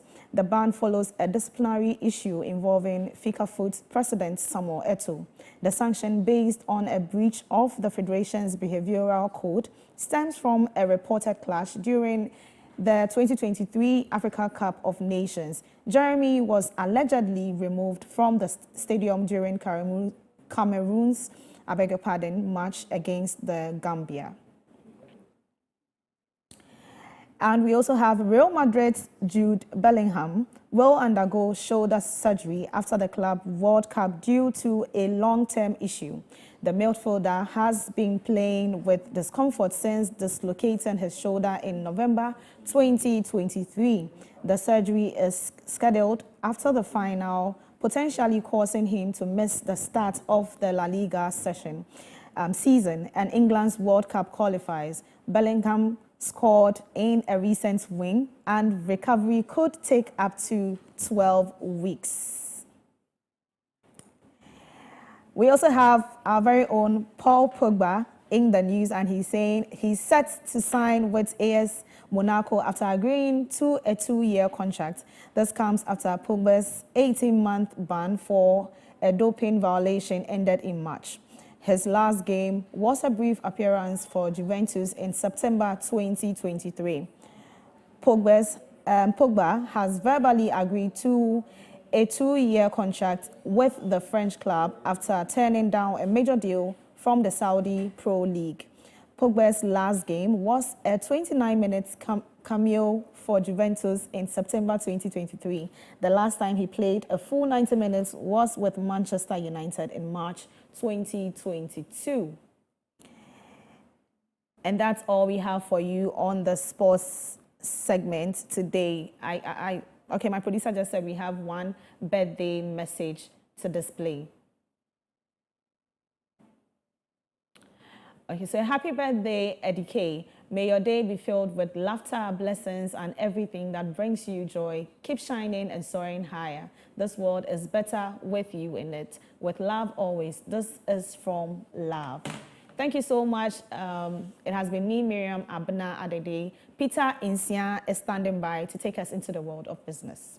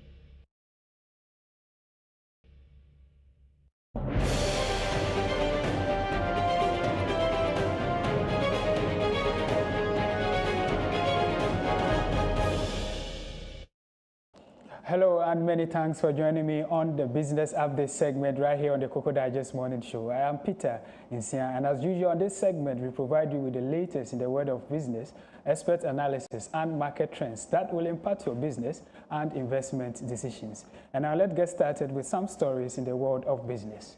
The Chamber of Petroleum Consumers, COPEC, has raised concerns that the ongoing tensions in the Middle East could lead to higher fuel prices during the first pricing window of July. The conflict between Iran and Israel which has intensified with recent U.S. airstrikes on Iranian nuclear site, is expected to significantly impact global oil supply, which will affect fuel importing nations like Ghana. In particular, the potential closure of the Strait of Hormuz, a key transit route for around 20% of the world's oil and gas, is heightening fears of further disruptions and price fluctuations. COPEC has warned that, in light of these developments, fuel prices could increase in Ghana. The association has called on policymakers to closely monitor the situation and implement strategies to mitigate the impacts on consumers. The situation is likely to affect fuel pricing, with some bulk distribution companies possibly raising their prices due to the increased risk in transporting oil. This, in turn, will likely lead to higher prices in low-carb fuel stations, as oil marketing companies generally follow the BDC pricing adjustments. Away from COPEC, the managing director of Tema Oil Refinery, Edmond Combat, has announced that the refinery is set to resume operations in October 2025. He made this revelation during an appearance before the Parliamentary Committee on Energy, where he was accompanied by other top officials to update the committee on mandate, 2025 work plans and operational challenges. During his presentation, Mr. Komba stated that TOR will proceed with upgrades to the gantry and terminal, He also noted that the refinery plans to complete projects initiated by the previous administration, restructure its finances and debts, and modernize its laboratory facilities. The chairman of the committee and member of parliament for Whole West, Emmanuel Kwesi Bedra, emphasized that the meeting was part of the committee's oversight duties for institutions under the Ministry of Energy and Green Transition. Mr. Kombat further appeals to the committee for support in tackling key issues such as restructuring towards debts using ESLA receivables, converting government debts into equity, reinstating Toll's share of the ESLA levy, allowing Toll to partake in primary distribution margin, and securing representation on the Lake-Hand Committee. And to our last story, the Bank of Ghana is urging enhanced cybersecurity protocols throughout the financial sector, emphasizing the need for cross-border collaboration to tackle increasing threats. This call follows a rise in cybersecurity challenges, which the bank views as a barrier to financial inclusion. At the 2025 African Financial Inclusion Policy Initiative meetings, First Deputy Governor Dr. Zachary Mumuni highlighted the necessity of coordinated regional efforts to combat these threats. Stating that no country can tackle them alone, he advocated for shared intelligence and common frameworks for incident reporting and preparedness. And this is all we have for you on the Business Update segment right here on the Koko Digest Morning Show. I am Peter Isian. Up next is the main segment with Yaira Awono. Stay tuned.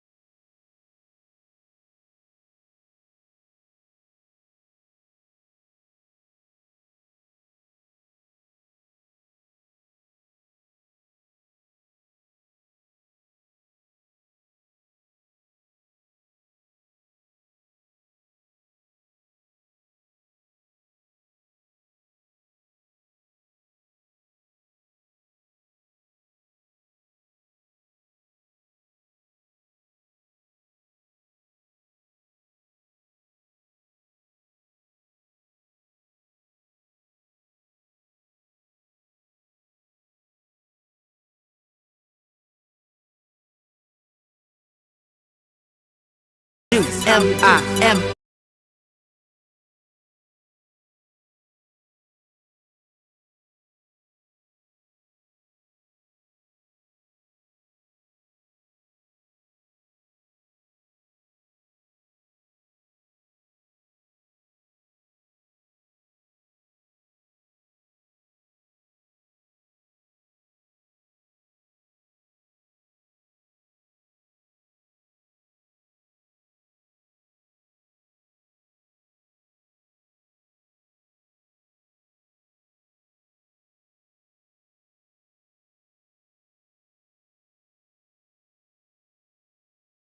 Hear it. You're always on my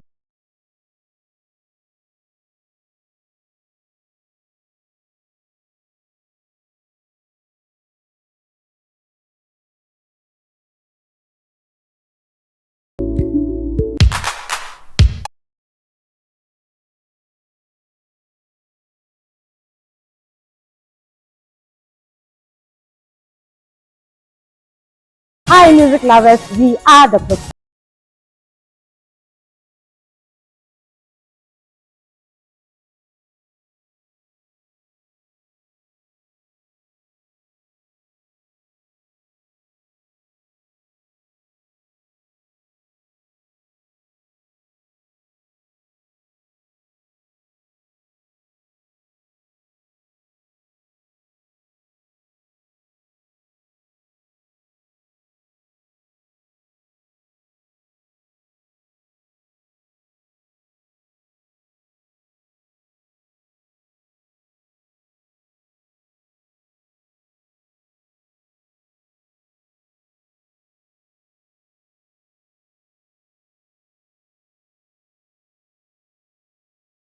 this is how we do. M-I-M.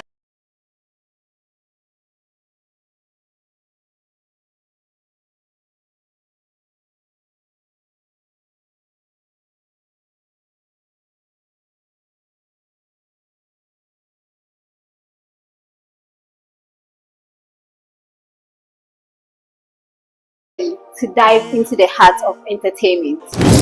Let's Dot Stop, where we explore the latest trends in the entertainment industry. From viral moments to hottest celebrity stars, we've got you covered. Have questions? We want to hear from you. Your voice matters. Let's vibe together.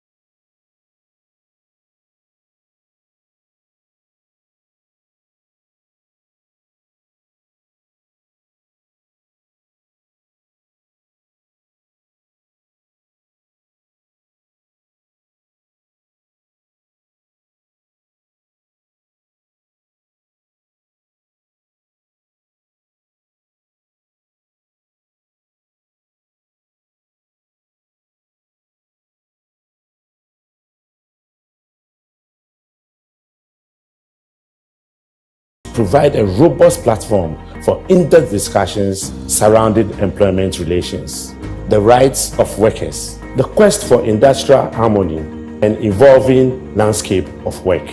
Walatu Walasa seeks to bring to bear the challenges and opportunities facing the labor force today, making a significant contribution to public discourse. My name is Edmond Akwe, your host for Walatu Walasa.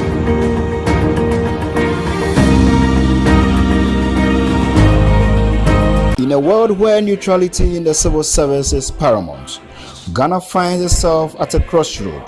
CLOSAG says that a certain action should be taken, but government has to act on the basis of law. So we inquired as to what the premise for that demand is. They say if you wish to broadcast or otherwise manifest your political allegiance or run political office, step away from the services.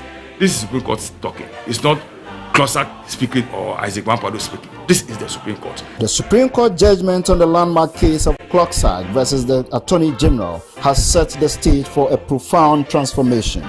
Introducing Resetting the Civil Service. Tune in to be part of this change, because a better civil service means a better Ghana. I find it refreshing always when I remind myself of the profound statement by the eminent civil servant, the Tan Anankwa of blessed memory, to the effect that it is the perfection of the civil servant that will move this country forward, and not the politician.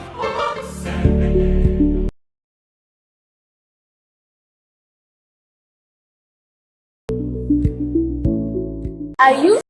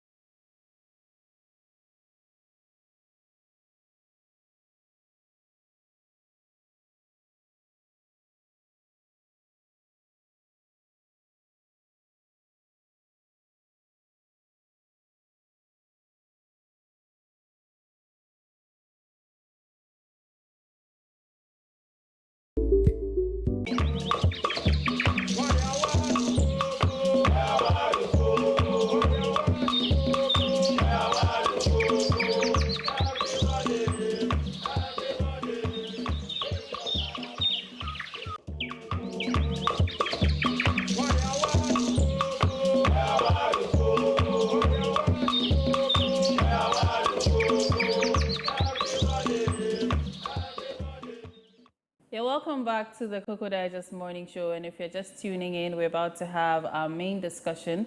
And like I said earlier in the show, we're going to be discussing the Israeli-Iran war or conflict, so to speak. Now, so the sudden escalation of the hostilities between Israel and Iran has sent shockwaves through global political and economic systems. Now, while two Middle Eastern nations have long shared a strained or fragmented relationship, a full-blown war now threatens an already fragile region, with implications reaching far beyond their borders for Ghana and many other nations. This conflict presents both immediate and long-term concerns that demand thoughtful and strategic foresight. Ghana, like many nations or most nations in the global south, is closely tied to the international system through trade, diplomacy, and energy dependency. And as Iran is one of the world's leading oil producers, any disruptions to its energy production and export capacity due to war would reverberate across global markets. Then the prices of crude oil is also expected to rise sharply, which may in turn increase fuel prices in Ghana. Now, I have three guests for today, and that goes to show you the intensity of this conversation. And I know a lot of us think that this is happening in the Middle East and it does not concern us, but as we've become a global village, especially after the Second World War, now all these countries are interlinked, and one or two things could happen somewhere, maybe even on another continent, but you would see that it's affecting another continent as well. Like I said in the introduction, that we are all linked by maybe trade, tourism, dependency, one way or another, and we form alliances because when the countries came together to form the United Nations, it was to try to prevent these things, try to foster amicable relationships so that in this way, trade can go on. And I mean, we've been seeing all these things on, you know, the stock markets, the tourism, you know, visa-free, visa waivers and things like that.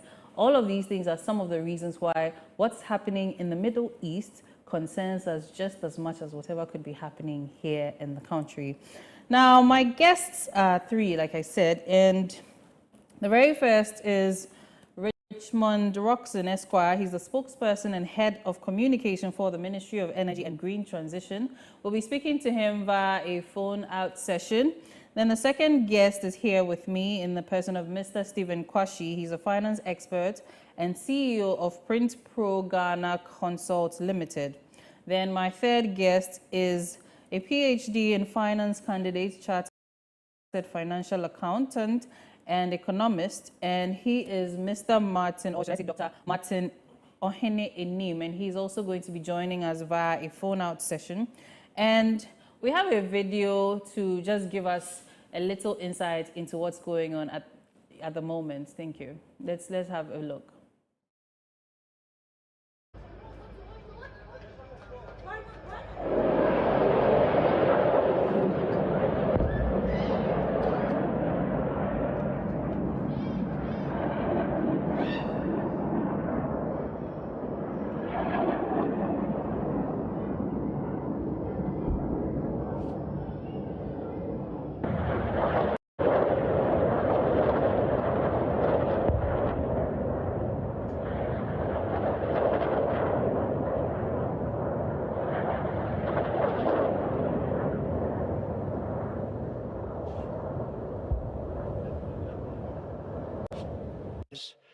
Our objective was the destruction of Iran's nuclear enrichment capacity and a stop to the nuclear threat posed by the world's #1 state sponsor of terror.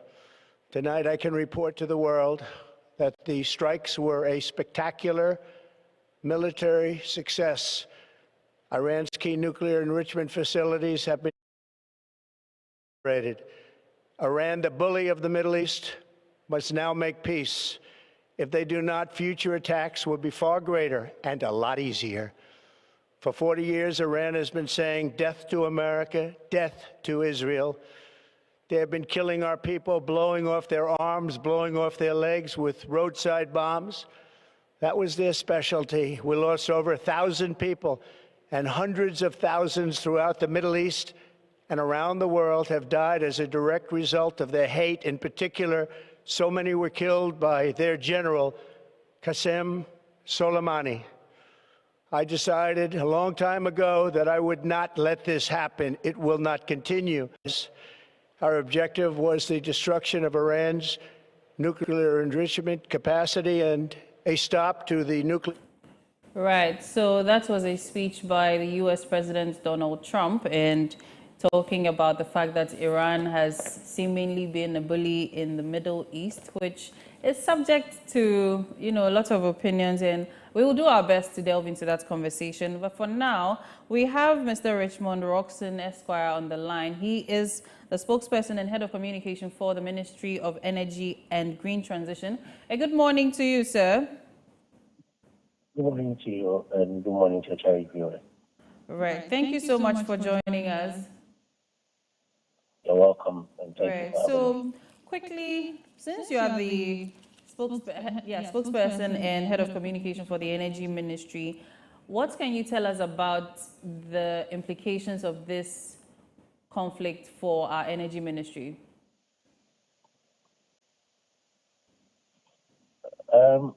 If you recall, about a week or so, His Excellency the President directed the Minister of Energy and Green Transition, as well as the Minister of Finance, to take measures to ensure that the gains that have been made when it comes to the fuel prices are not eroded. You recall that the year started with fuel prices being around 17 Ghana cedis to a liter, depending on where you purchase it. And as we speak, averagely prices will hover around 10, 11, or 12, depending on the OMCs that you purchase from. So that's a gain of about 5 Ghana cedis difference. And as a result of that, the gallon has also gone down significantly from what we experienced. Unfortunately for us, we've had last year. I'm sorry if there's feedback from vehicles, the police officers, so sorry. Also, when you look at a gallon has also dropped significantly. Averagely, people were buying for about 1,300 cedis, now are doing it so at around 850 or 900 cedis.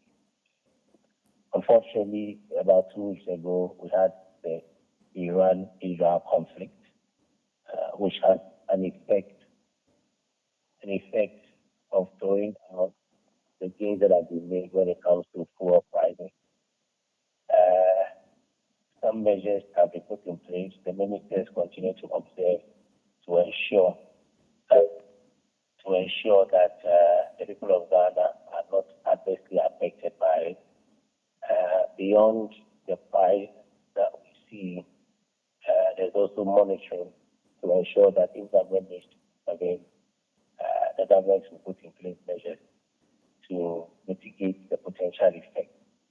The good thing is that as we speak, fuel in the country, we have enough stock, which will mean that as we speak, there's no issue when it comes to fuel security.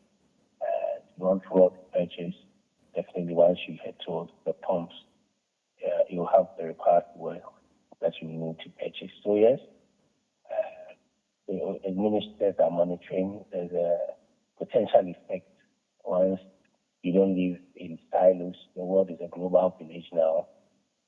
What is happening far away somewhere may have that adverse effect on your country or a sector in your country.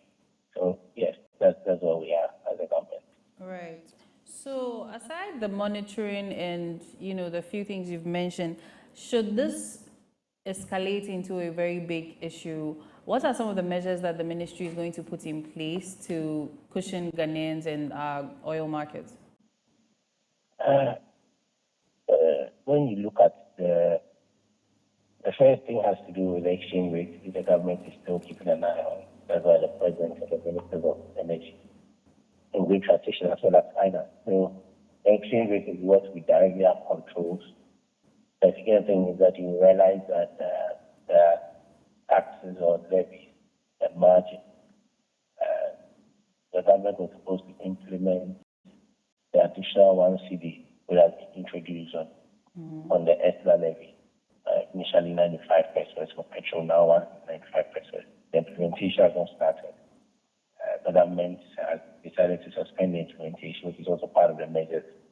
Beyond that, the government is always open to taking a second look at the reviews and margin to make sure that the people of Ghana do not pay outrageous prices for fuel.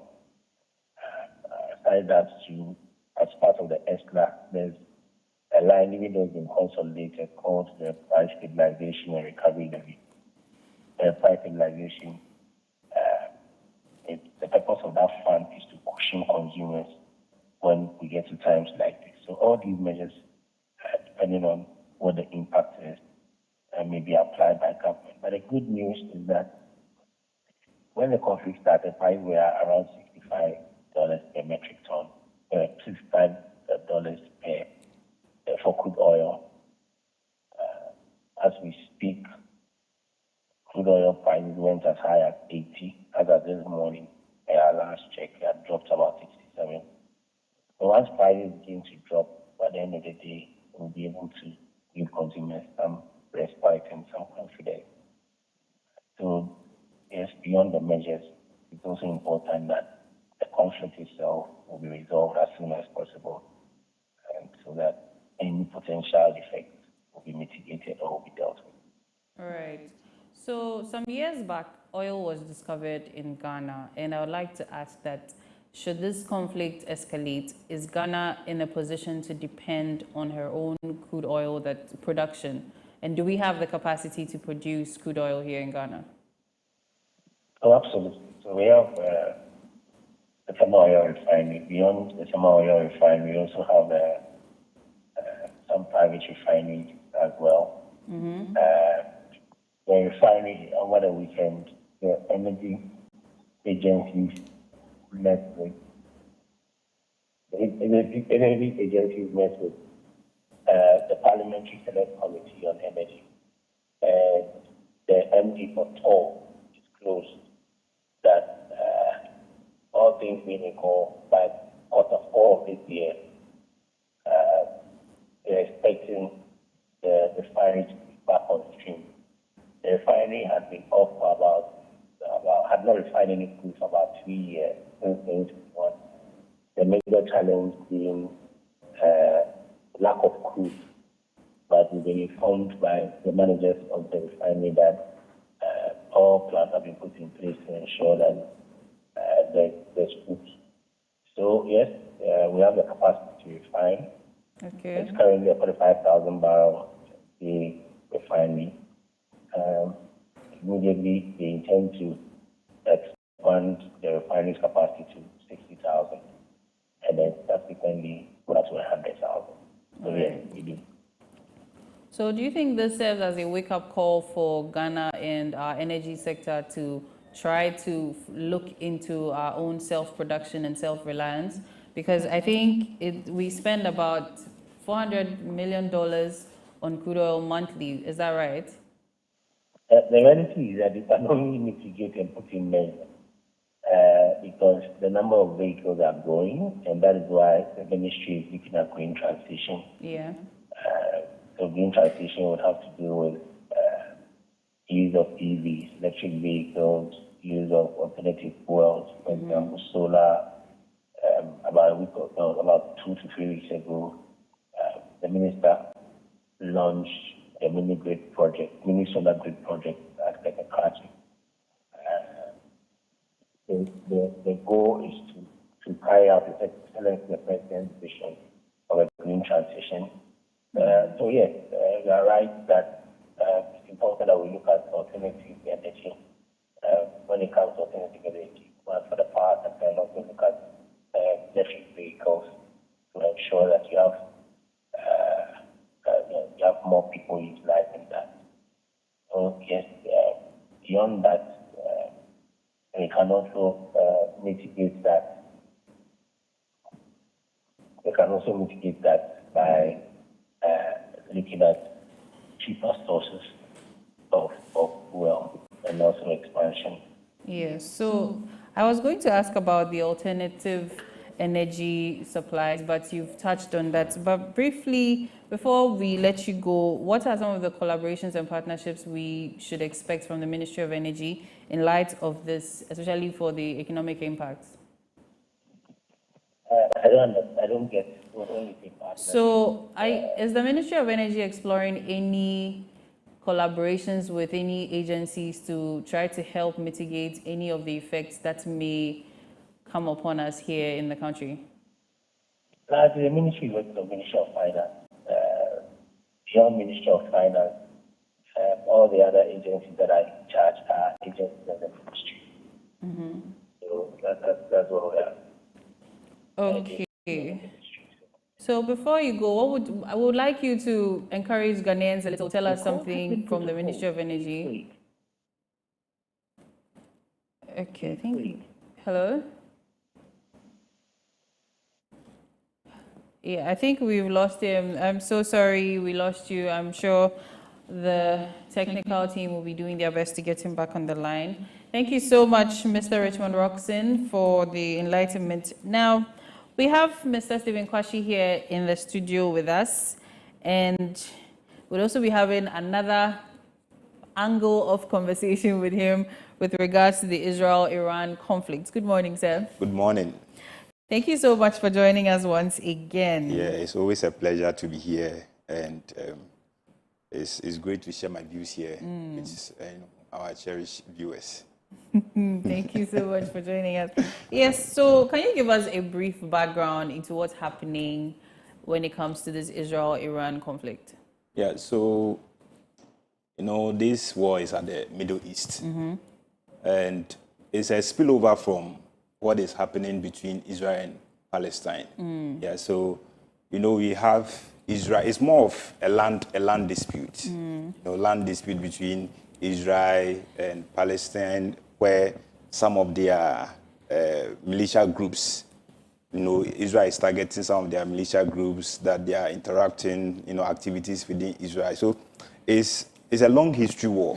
And when these wars are fought, it comes with their allies and the proxies. So people begin to supply weapons and that, and, it becomes a full-blown war. So it's not, Israel and Iran has tried as much as possible to not face each other.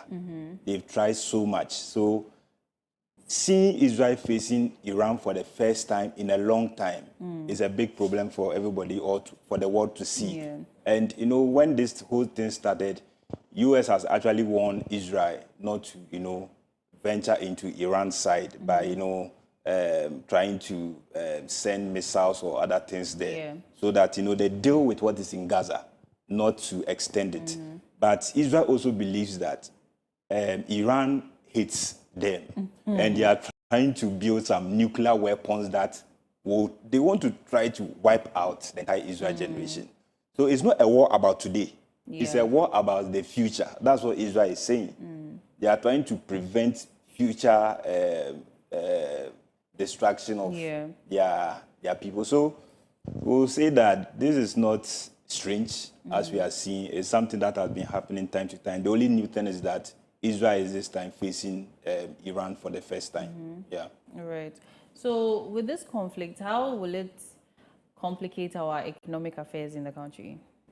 Yeah, just like any other external factors that faces a country. Like you said, Ghana is not in an island. We are living in a global village, and things that happens around the world definitely will impact us positively or negatively. So the conflict we are seeing, we need to look at the country in question. The country we are looking at is Iran and Israel. What is Iran doing? We know Iran is a huge exporter of oil, crude oil, and liquefied petroleum gas. No, that's the main issue. People are not really worried. Like, if you look at the general conversation about the lives and properties that are lost, they are looking at what economic impact is going to have on their countries. And if you put Iran at one side, I don't see Iran so much as a big exporter because you have Saudi Arabia there and other countries in the Middle East. They contribute about, is it 20 to 30% of the global crude oil exports, right? Yes. So it is, the entire Middle East.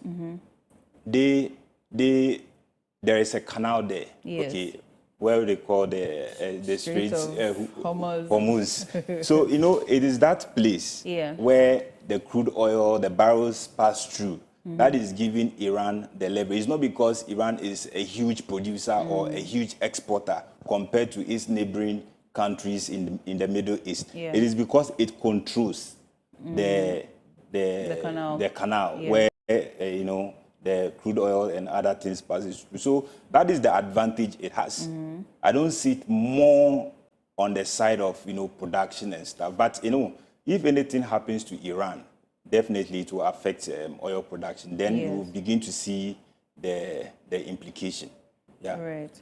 So I think they are threatening to actually close down this canal. And what are the implications if this canal is closed down?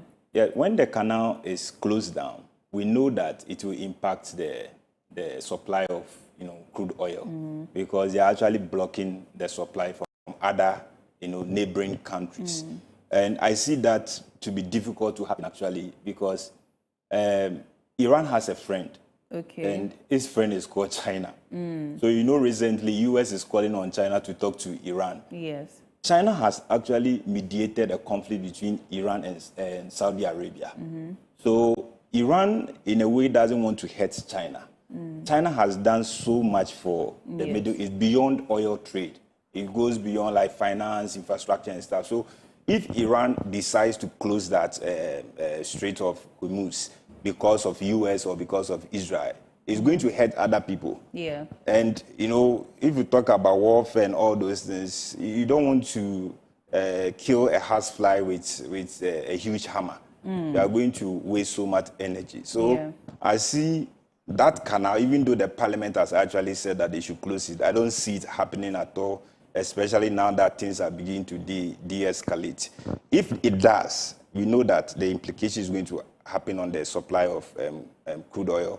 Ghana is going to be impacted, but the person who is going to suffer most is China. That is why I say that if China is going to suffer most, Iran is not going to make that happen. All right. Yeah. But then I also heard that the canal is one of the shortest routes for trade, for goods to be passed through. And if it's closed down, it's going to mean that they're going to use the longer routes, which is going to make things more expensive. Is that true? And can you enlighten us on that? Yeah, it's very true. That is like the shortest. Moving things on sea is less expensive than, moving it by air or by land. Yeah, that is why, Ghana, we need to begin to have a conversation around our water bodies, how we can use it for transportation mediums, look at the Volta Lake and all that. So it is true. It is true that the cost implication is low if you use that route. Yeah. So then also it seems people are also saying that oil prices I think oil prices are already increasing. Now, how are we going to increase government spending, or how are we going to decrease it to be able to cushion the expenditure here in the country? So when we come to, government expenditure, but mind you, things are beginning to change. This war is happening so fast. I told you that Israel and Iran, they don't want to face each other. It's like US and Russia. They don't want to face each other, but they can face each other through their, their allies or proxies. No. So this war, I don't see it that it's going to linger for long. It's going to be closed as soon as possible. And if it does, it means that our country, Ghana, we shouldn't be so much. When I hear about this Israel-Iran, I'm not so worried. I'm not so worried about the implication because I listened to the CEO of, is it Tema Oil Refinery? They assured the country that we have some reserves and all that. But beyond that, we are not the ones going to be hardly hit. And I've studied the conversation around China and Iran. they seem to have a good relationship. Okay, so you think that so for me, China can calm Iran down? Yes, I'm not worried at all. And also, this war is not really affecting the oil production. Okay. You know, things that affect oil prices, you know, have demand and supply, you have geopolitical tensions and, you know, other stuff. What is happening now is a military war. Yes. And when Iran actually strike bases, U.S. bases in Qatar, they didn't strike oil fields or tankers. They were actually striking military bases. So for a while, investors have just realized that this war is not about destruction of, you know, oil supplies. So in recent time, just yesterday, oil prices, crude oil has just reduced significantly, more than 5%. Yeah, so even though we are about to talk about increase in crude oil prices, now, the prices are actually coming down. So I don't want the government to stress so much about, you know, expenditure issues, because already we are on the IMF program. We are tightening our expenditure. It's not as if we are on loose ends. We are tightening our expenditure. Things already catered for. Our debt to GDP is reducing because of, you know, the CD and all those stuff. So we are not really in a tight corner, if you really. So like when the PRO spoke, you asked him of his assurance or the encouragement. Yes, but we lost him. Yes, because if he's supposed to give us encouragement, he will let you know that this war is not too dangerous for us. The war that was dangerous for us was the Russian-Ukraine conflict. Okay, that had some impact on us. But I always say, as a country, we will always face external issues. What we do internally is going to help. It's more important than what is happening around us.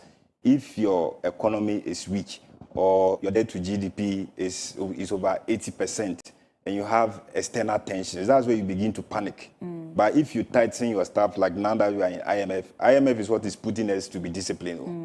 Mostly we are not financially disciplined. It's IMF that is forcing us to be disciplined. So if you are being disciplined and there are external factors affecting us, you expect that our economy should be more resilient to those external factors, and we shouldn't panic so much. We should just keep doing what we are doing, and I believe this thing will also pass by. You mentioned that we have some reserves. How much, what's the quantity, and how long can these reserves, how long can we fall back on this, assuming the conflict escalates into something where we cannot even import oil? How long will those reserves take us? I think the CEO is Edoji Tamaklo. Yes. Yeah, he gave some figures. He said we have over 250 million barrels for petroleum and over 150 million for the diesel, and it can cover us about 2 months. 2 months. Yes. So you know those reserves are things that the government communicators, they don't need the media people to come to them before they express this sentiment to the public, because when it comes to investment, sentiments play a major role. So they need to come forward and let us know the figures. They shouldn't wait for the media people to question them before they give us the figures, so that they keep assuring us that even though there's going to be full-blown conflict or whatever, our reserves are intact. That is going to support us for a longer period till the war begins to de-escalate. Okay. So we're in a good position, actually. So assuming the 2 months are up, this conflict seemingly is growing. What are some of the very difficult decisions you think the government would have to take? Yeah, so we need to look at, you know, places we spend our money. So, you know, most of our monies, it goes into as education sector. So, yes, apart from, you know, even if you talk about salaries and payment, all of them too, they are in the education sector. So education holds like a big chunk of our expenditure. And if it's time for expenditure cutting, when things become difficult, it is the education sector we need to look at. I beg to differ. I think, no, because education is pretty important as well. What about these allowances of the major, you know, political leaders? allowances and benefits that they get. Shouldn't that be where the focus is? Because they have their salaries before they have a myriad of allowances, allegedly. I don't shouldn't that be another point of focus? Because if we are cutting down what we have for education in order to, mitigate the issues of energy, what happens then? Because already education is a little shaky.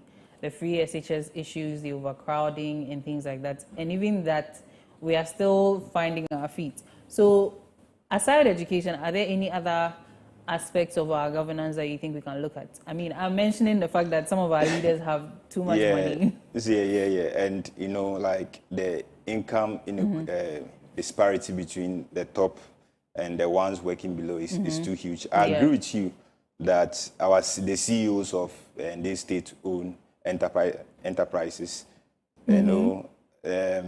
those are the places that we can also look at. But I actually focus on education, not because I hate education. I focus on education because even though we are struggling, we've made big promises in government or during campaign times. And if we are in difficulties, those are the places we need to look at. Okay, corruption is at one place, but recent how we are trying to tackle corruption, how we want to retrieve funds from people. You know how difficult it is trying to even bring some people to court and all those stuff. So now, if you have an emergency issue, and I look at our education sector, for me, I'm not so much impressed about our education sector and the fact that we spend so much money in that sector.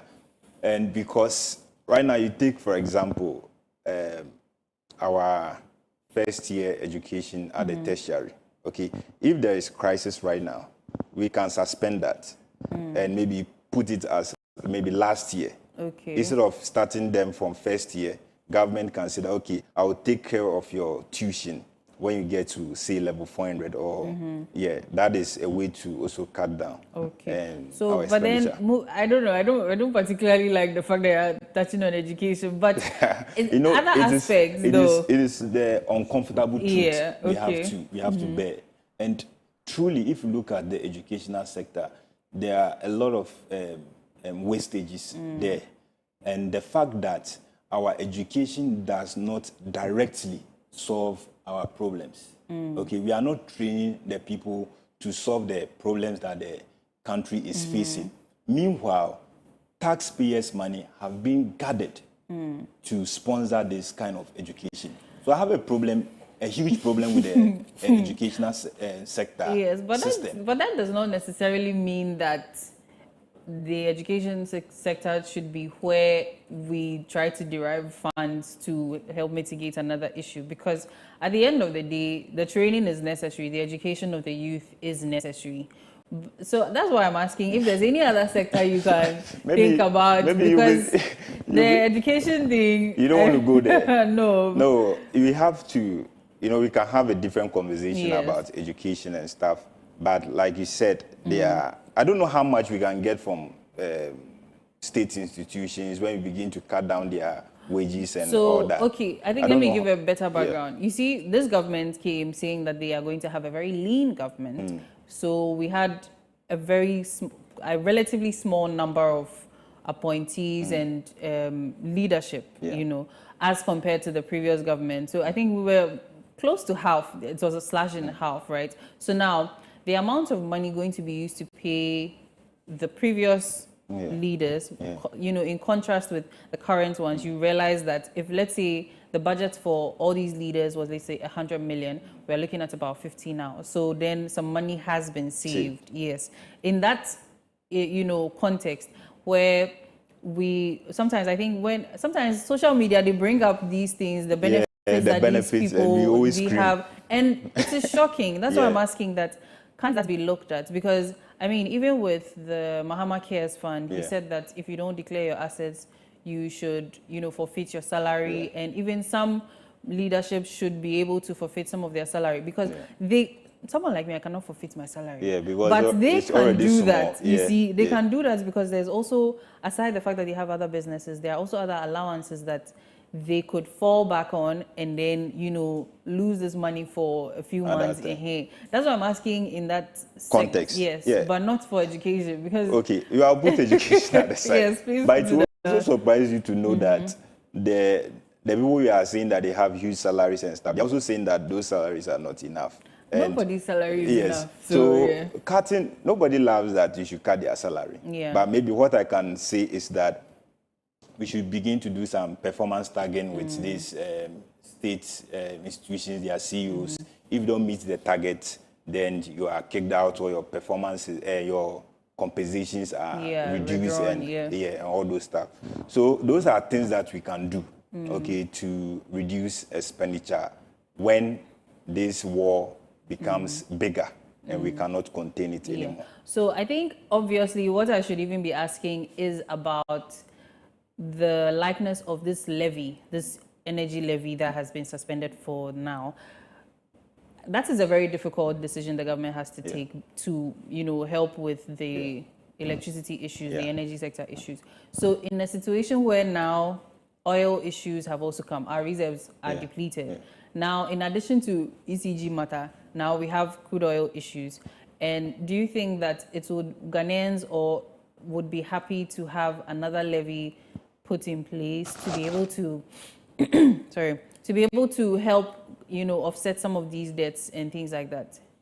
I think Ghanaians have actually developed some tough skin over the past years. Yeah, we've been taking so high that even if you give us an additional levy, we seem to be okay. That is why when this levy was introduced, you realize that there was a divided conversation. Yeah. Some people say, yes, we like the levy. Not because we like it, but the government has made certain gains in the economy. Yeah. And it is only right that we give it something small to also show up certain areas of the economy. And some people are saying that, no, we shouldn't give any government any levy. And they didn't also communicate to us early. At least, so long as you have this divided section of people, it's like, it means people are buying in. Yeah. And for government to introduce this form of levy, personally, I expected that the government should do a lot of consultation and stakeholder meetings so that people will begin to understand the reason why he or she, the government is introducing the tax, which the government didn't do. Otherwise, if the government did, you realize that a lot more people will accept the levy because they know where they were buying the fuel a year ago. Yeah. And now the price has dropped down. So for them, they see the levy as increment in price, not government taking some money from them. That is why some people are comfortable with the levy. Otherwise, everybody will be screaming about the levy like the way we screamed about the e-levy. But now the screaming is not I mean, it was imposed. We couldn't do much about it. Yes. But for the e-levy, there were alternatives. But with this one, because you can just transact in cash where the e-levy will not touch you. Yeah. But the people who were using the electronic devices, but with this levy, the fuel levy or the energy levy, everybody buying fuel, everybody involved in any kind of transport will be affected. Yes. So in this situation, I mean, you said the government should have done some stakeholder meetings. I think they did to an extent where, based on what's happening, there's a little bit of volatility. So they suspended it because they wanted to wait till, I think, everything is at a level ground. Yes. So now, this is based on the fact that we are saying maybe after 2 months, our reserves are depleted. Israel and Iran are at each other's necks. If the government is to introduce this levy to help us, do you think it would be a good idea? Because it's a difficult decision to make, though. Yeah, I think when the government introduced the levy, the people will not be too much offended about it. And I think government also needs to be open to the people. Right. Especially when, we were sitting here and we're talking about tax imposition and taking off certain taxes. And people have actually made arguments that when this tax is taken off, another will be introduced and all that. And, just less than 6 months, we are beginning to talk about another levy. For some people, it will feel like it's a new tax. Yeah. But it is something that has been there, which is going to be amended and all that. So I see it as a government communication issue. Government should communicate more to the people, let the people understand. If the people understands this tax, they wouldn't hesitate to actually pay the levy. And I don't see it as a really big issue. I believe Ghanaians, we've gone through a lot, like I said. We've developed thick skin for all these things. Yes. And if you look at crude prices in the past, we went as high as like about above $130 in 2022 during the Russian-Ukraine conflict. Yeah.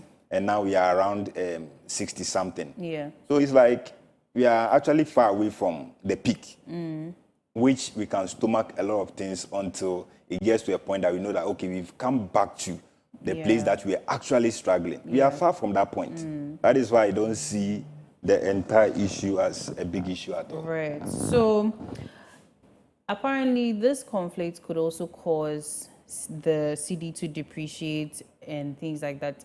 Can you touch on that for us?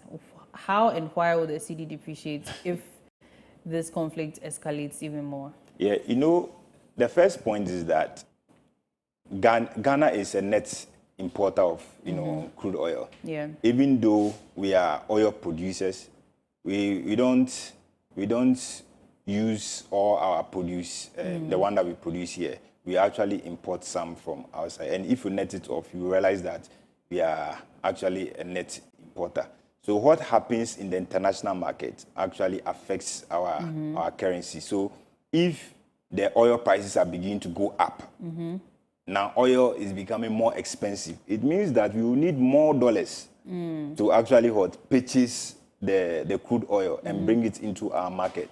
And immediately we begin to need more dollars, it will actually significantly impact your local currency. And when it impacts your local currency, that's where we begin to talk about imported inflation and all that. You know that as for transportation, it affects everybody. Transportation is like food. So if transport price goes up, it affects a lot of things within our economy. Then the inflation is also going up and all that. So it's actually a direct effect on our currency. So I think, like the PRO said, we should begin to look at our own oil refinery. Ghana, I wouldn't say it's like a small country, but it's a manageable country. Our population is not up to 40 million. Yes. Our population is not like that of Nigeria. It's a country that, with prudent management, we should be able to actually do well. It's not like China. You know, when that canal is blocked, China, I told you, China is going to be hugely impacted. Yeah.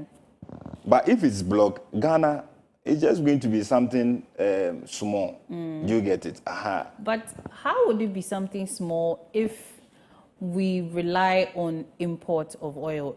You know, we majorly import more oil than use what we have locally. How then would it become something small? Because it's blocked. Now, it can't reach here. Yes. You know, it can't reach here, but, you know, it's all about the demand. We produce crude oil here. And when it becomes critical, we can now begin to think about the alternatives. But in the interim, let's say, even at the moment, I think I heard something about the fact that Tema Oil Refinery would be ready to, I think, yes, he mentioned that would be ready to start refining or operations in maybe towards the latter part of this year. So, okay, we are in June. Yeah, in June. June, July, August. Now, our reserves are depleted. Now we are thinking about how to start refining or using our own crude oil. In the interim, where there is nothing to use at the moment, what then do we do? Okay, so, but like I said, this war will not go past like we believe so. Amen. A month. Yes, it will not go past a month. And the significance of the war is not targeting oil fields. These are military intervention wars. They are blasting their nuclear weapons and all those stuff. Okay, when Iran is not able to produce oil because of war, other countries are there to produce oil and export. So long as that canal is open, okay, they wouldn't have major problems. So for me, I don't want us to, I know when we are preparing for crisis, you begin to think of the West. This West is unlikely to happen, given that China is in play. So for me now, I don't want to think about the West. I know the country is preparing. It has its own reserves and all that. If West come to West and price increase, I'm telling you, it might not go past the $133 we saw during the Russian-Ukraine war time. Right. And even with that time, we still survived in this country. Okay, so we have a few questions here. The first one says, good morning, Koko Digest. Mr. Kwashi is always on point. Kudos. This is Akwesi Blankson in Tema. Then the next one says, hello, Yaya. Please ask your guest, how do governments in Israel and Iran ensure accountability for the actions taken during the conflict? This is from Kumi in Tamale. You know, these are casualties of war. Sometimes certain things are set in place as pawns. You get it? So Iraq has struck Iran has struck U.S. bases in Qatar. Donald Trump just spoke about it as though it is something simple. Do you get it? So I think in warfare, both countries are prepared for casualties. When the casualties hit civilians, that's when it becomes critical. But when it hits military bases and stuff, it's like it's just part of war. Well, you know, I really wish we had a political analyst here because from what I remember in school, when these countries, when the globe came together as the United Nations and all of that, it was to prevent things like this. And that is why the International Court of Justice, International Criminal Court, and all of these agencies were set up. So ideally, Iran and Israel should be under some sort of prosecution, correct me if I'm wrong, because you are not supposed to, we are all sovereign nations, and it was supposed to be more of something along the lines of diplomacy, that yes, there's a conflict between and among a number of nations and their proxies, but it shouldn't get to the point where you are going to become, there are going to be casualties, or you're going to be taking the lives and property of others. So in this situation like this, who is calling for the accountability? Because Israel we know Israel's biggest ally is the US. And yes, the US is basically a hegemon in the globe. And they are also on I think is it that 5-member, yes, which can veto certain decisions and things like that. All of this tends to skew the scales. It turns it in their favor that, you know, they have the backing of the US. Now, Iran also sort of has the backing of, let's say, China and Russia. In the end, when these two, the power struggle starts and things like that, it's going to affect mainly Iran and Israel, because at the end of the day, it's the lives that are going to be taken. And who is going to actually hold these people accountable? Who is going to hold the US, China? Because like you're saying, China is going to try to talk to Iran, but assuming they also fan the fire, US also fans the fire, who will hold these people accountable? So it's actually a big question, and even though we have systems in place that is supposed to stop these conflicts, like the United Nations and all that, when things get to West, the people will just say that I don't want to be part of this association. So the rules of this association wouldn't apply to me anymore. Even we saw that in West Africa, when Burkina Faso and Co had to just come out of ECOWAS. So long as they are out of ECOWAS, your rules would not apply to them. So, in fact, war has no rules, actually. But there are international laws that govern all the countries. And anytime you want to impose those international laws, then it triggers like the war to become bigger. So it's something that we will always have conflicts in our society. We will always have conflicts in the world. The most important thing is how we speak to resolve it. As for conflict resolution, it is something that all nations have to learn. The conflicts will come. Let's sit down at the table and talk.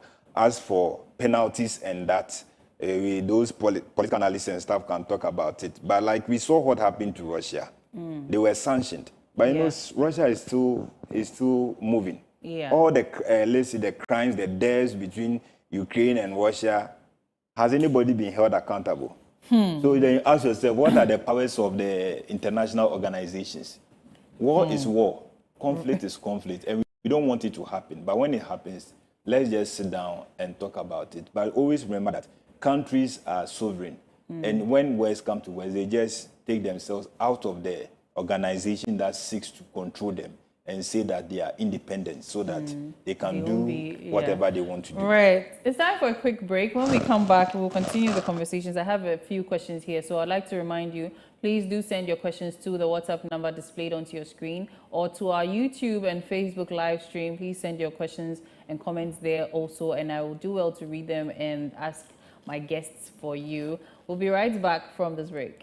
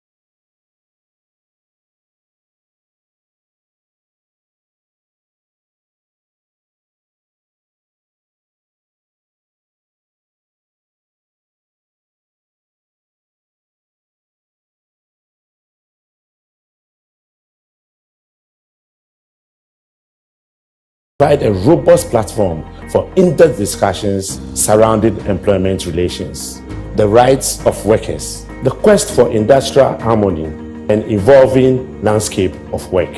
Walatu Walasa seeks to bring to bear the challenges and opportunities facing the labor force today, making a significant contribution to public discourse. My name is Edmond Akwe, your host for Walatu Walasa.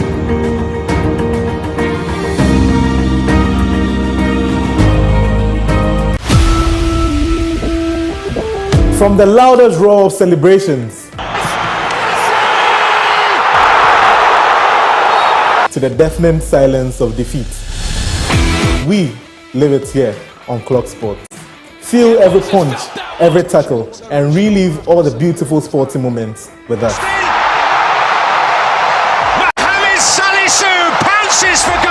Join us on Mondays and Fridays 7 p.m. to 8 p.m. and our midweek special on Wednesdays 1 p.m. to 2:30 p.m.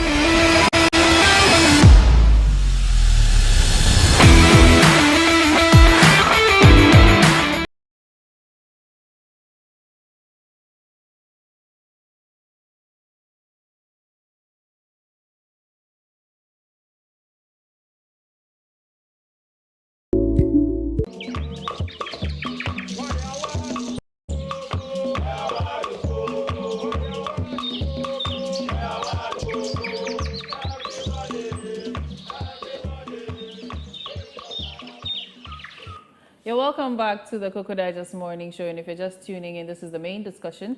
We are talking about the impact of the Israel-Iran conflict on Ghana, especially our economy.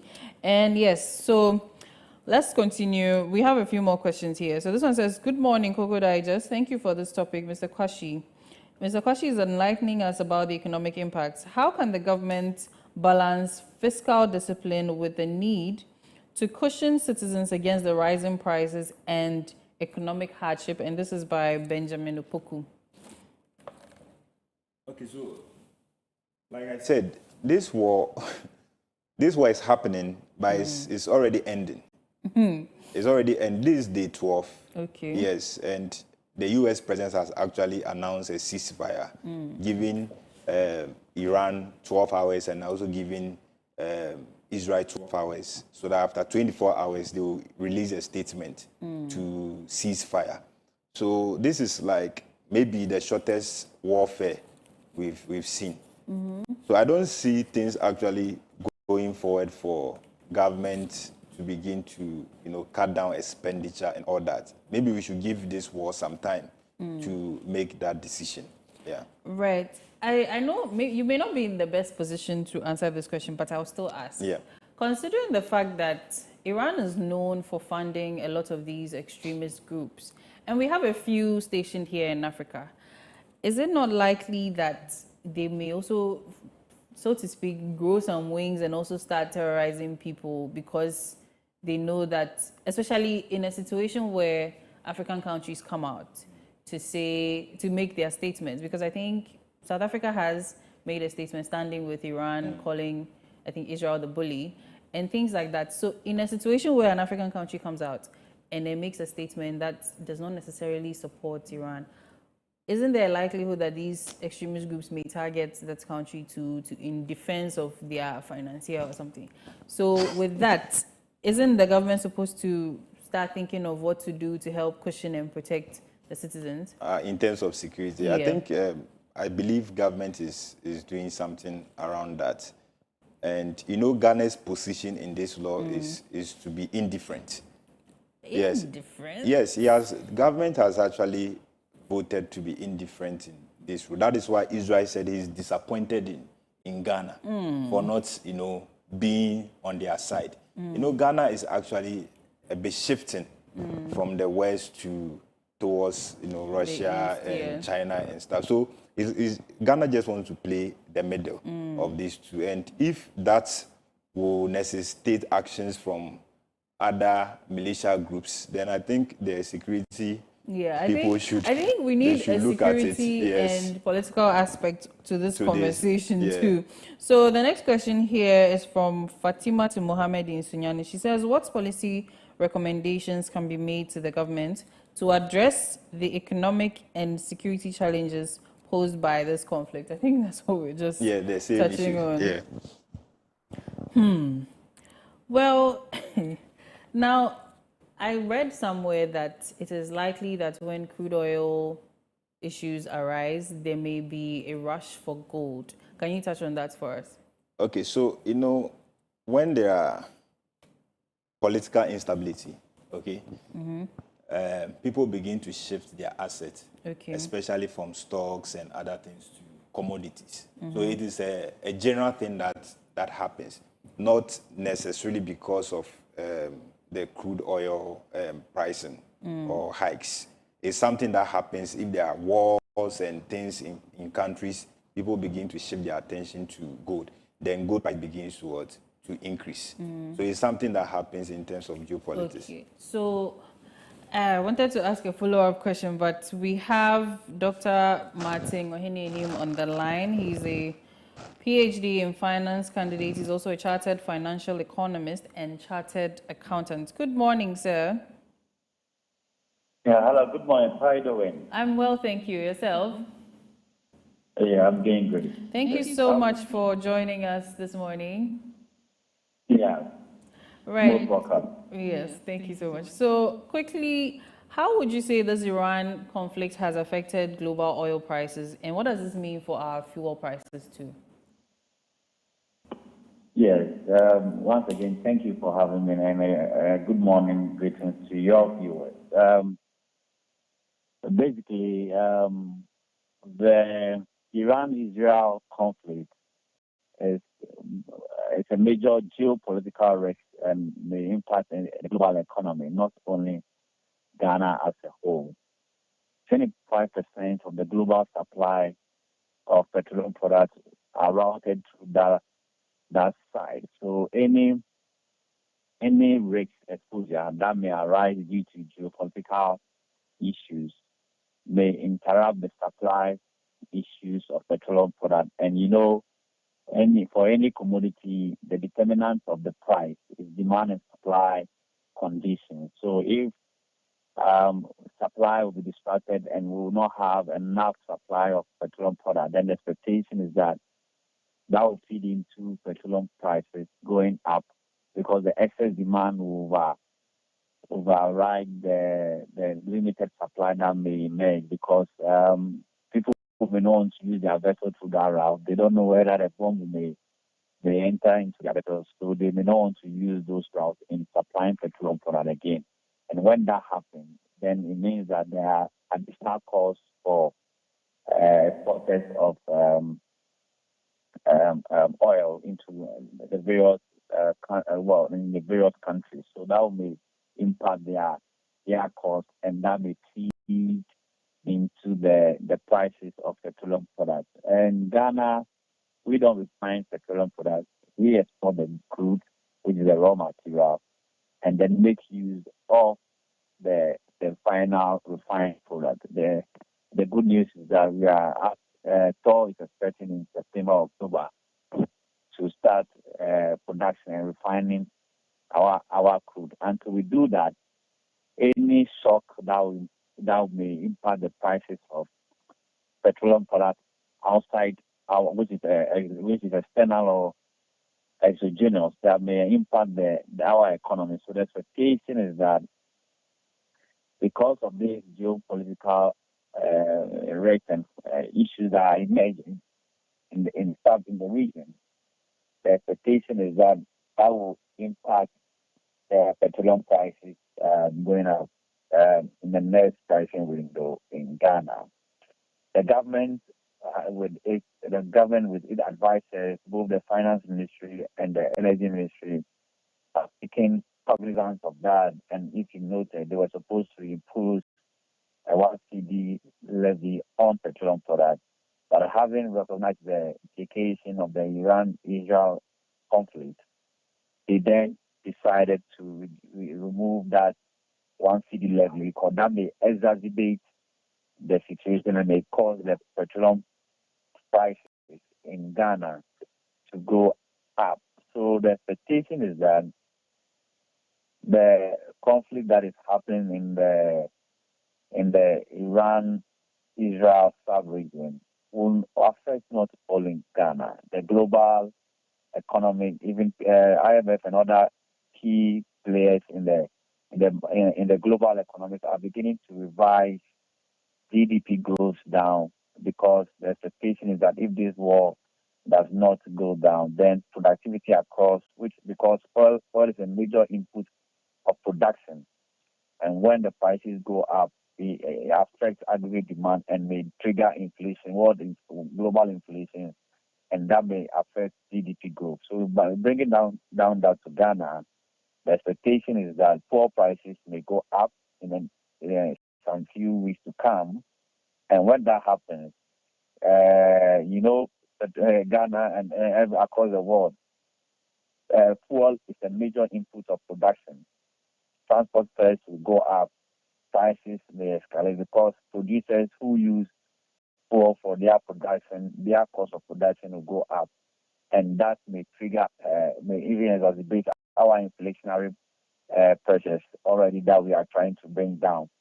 And when inflation happens, then the budget that we budgeted for the year, the targets that we have for them in terms of the inflation, in terms of the GDP growth, in terms of interest rate, because whenever inflation comes, the central bank, which is the Bank of Ghana now, their overriding objective is to control inflation. So you could see that because they continue to hike their policy rate and as part of the IMF conditionalities, they continue to do that so that we are seeing a downward trend in the inflation figure. We are on a disinflation trend, and because their monetary policy continues to be hiked.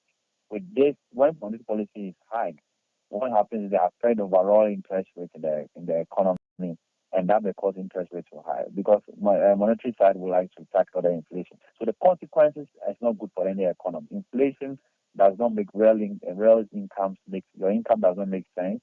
You need more of your income to buy the same quantity of items that you have bought in the past because prices may move up, and transport fares may impact our produce that comes to our market that we buy our food items, food stuff from, and even our groceries that we buy from. So it is not a good news for us now. They are uncontrollables that are not within our control. We are unable to do that. We can only investment or rebalance their investment portfolios and move now into investment, or rebalance their investment portfolios and move now into investing in gold commodities, then the expectation is that gold prices will move up. If gold prices move up as a country, gold is one of our major contributors to foreign exchange. So if gold prices shoot up as it did a few months ago, we could see that we make a lot of foreign exchange earnings from it, and we were able to accumulate a lot of reserves and our reserves to import was more than four times what cover, and that is really a good news for Ghana. If investors are able to look at the risk that comes with the risk associated with the Iran-Israel conflict, and then they want to diversify their portfolio, switch and balance their portfolio from stocks that invest in petroleum products and stocks of commodities such as gold. That would be. So would that create the balance that we would need here, assuming this is to happen? Would that give us the cushioning that we are hoping for? Hello? Okay, it seems there's a technical problem. We may have lost Dr. Ohene. Okay, yes, I can hear you now. Hello? Yes. Right. No, but if we move from what's the name? If investors switch their portfolios from petroleum products to gold, that has nothing to do with the inflation. It will not tackle the inflation. It will not. Because gold is not an input in production. So what about other commodities like cocoa and timber and other commodities that Ghana tends to export? Would that not help to offset the inflation? The only thing that can do is to increase our, you see, we have two types of inflation, okay? Inflation can be driven by cost, where the cost of production or the cost of producing items in the country has increased due to increase in petroleum products, i.e. fuel. You understand? And then demand side inflation. Demand side is when the aggregate demand for items in the country is more than the available supply.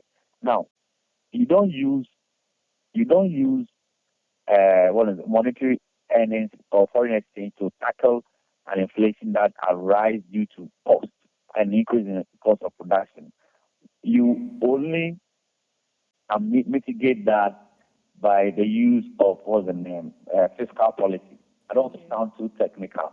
Okay, so however, if we are able to get some earnings from our foreign exchange, what that can do is that, okay, from the petroleum angle, there are drivers of the cost. One of the drivers is the currency. If your currency is depreciating and the foreign currencies are also increasing, then what happens is that the petroleum prices may shoot up. So if we can earn more exchange from our gold earnings and from our cocoa earnings, what that can do is to absorb the shock or prevent extra escalation of the petroleum product by intervening with those foreign exchange earnings to stabilize the PD from further depreciation. Yeah, from that angle, I can agree with it. Okay. That when we earn more from the gold, the cocoa, then it means that we can stabilize the CD so that it doesn't depreciate.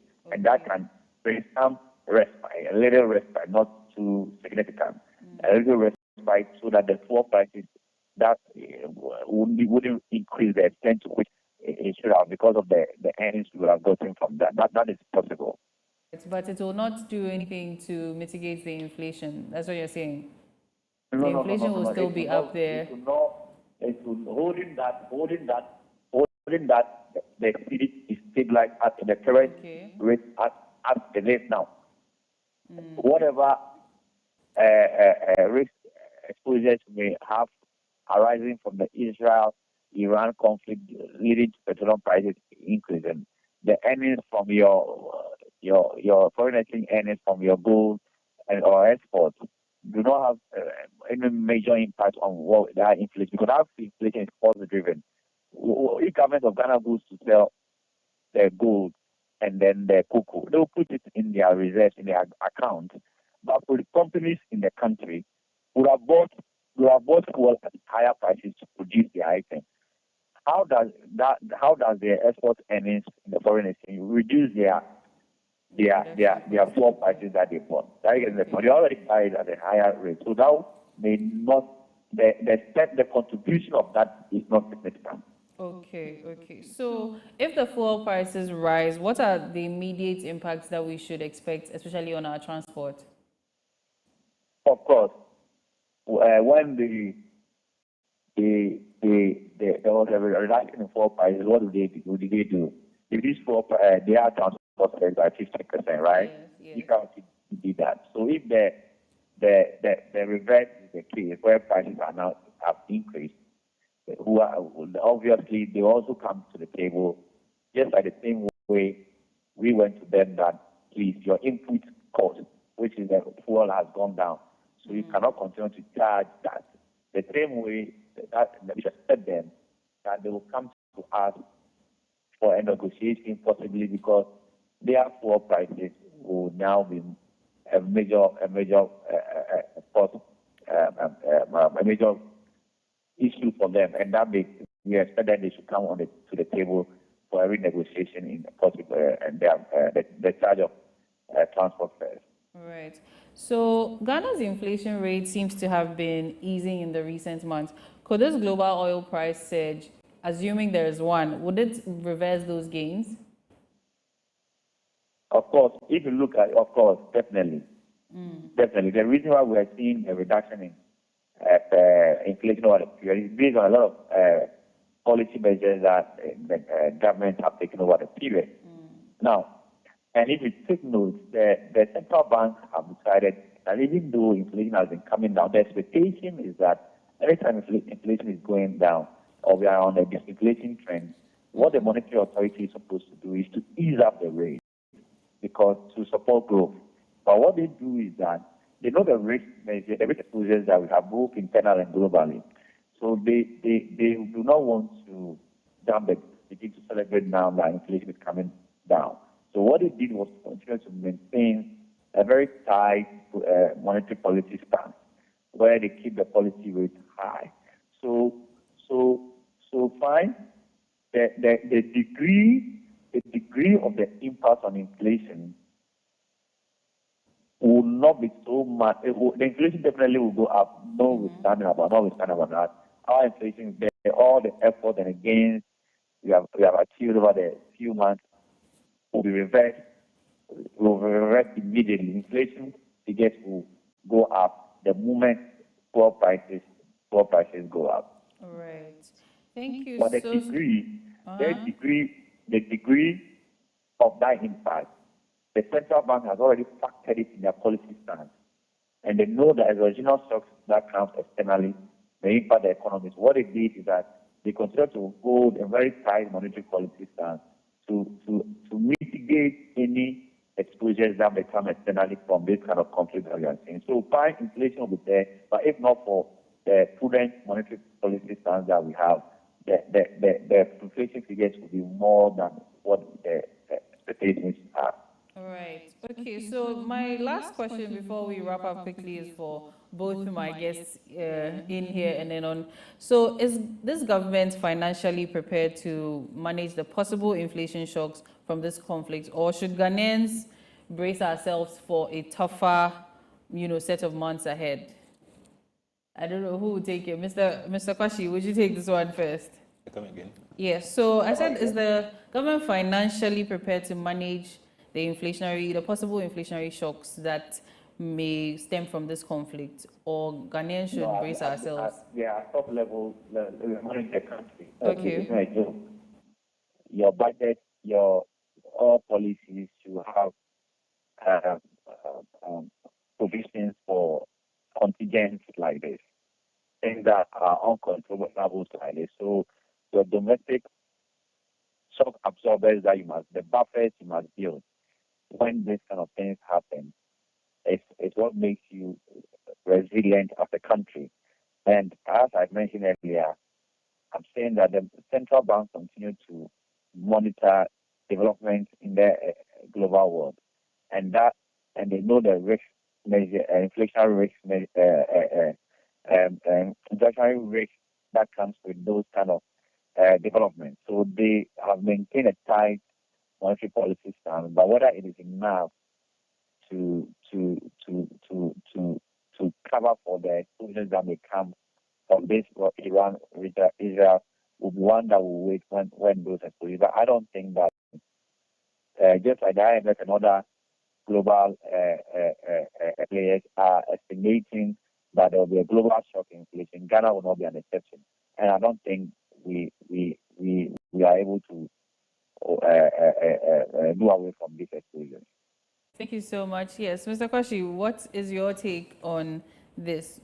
Is the government financially prepared to absorb any of these shocks, inflationary shocks? Yes, I think the government is prepared because, like I said earlier, we are currently on the IMF program, and that is what is fixing our financial discipline. That is what is stopping us from spending too much as a country. And, you know, the IMF has given us a target, international reserves, on our international reserve, that we should hit a certain amount by 2028. As we speak now, the government has actually attained that international reserve requirement. So it's like, I feel that because government is in the IMF program, things that on the national point of view, we expect a country to be, this government is currently on. And by that, it has a lot of cushion to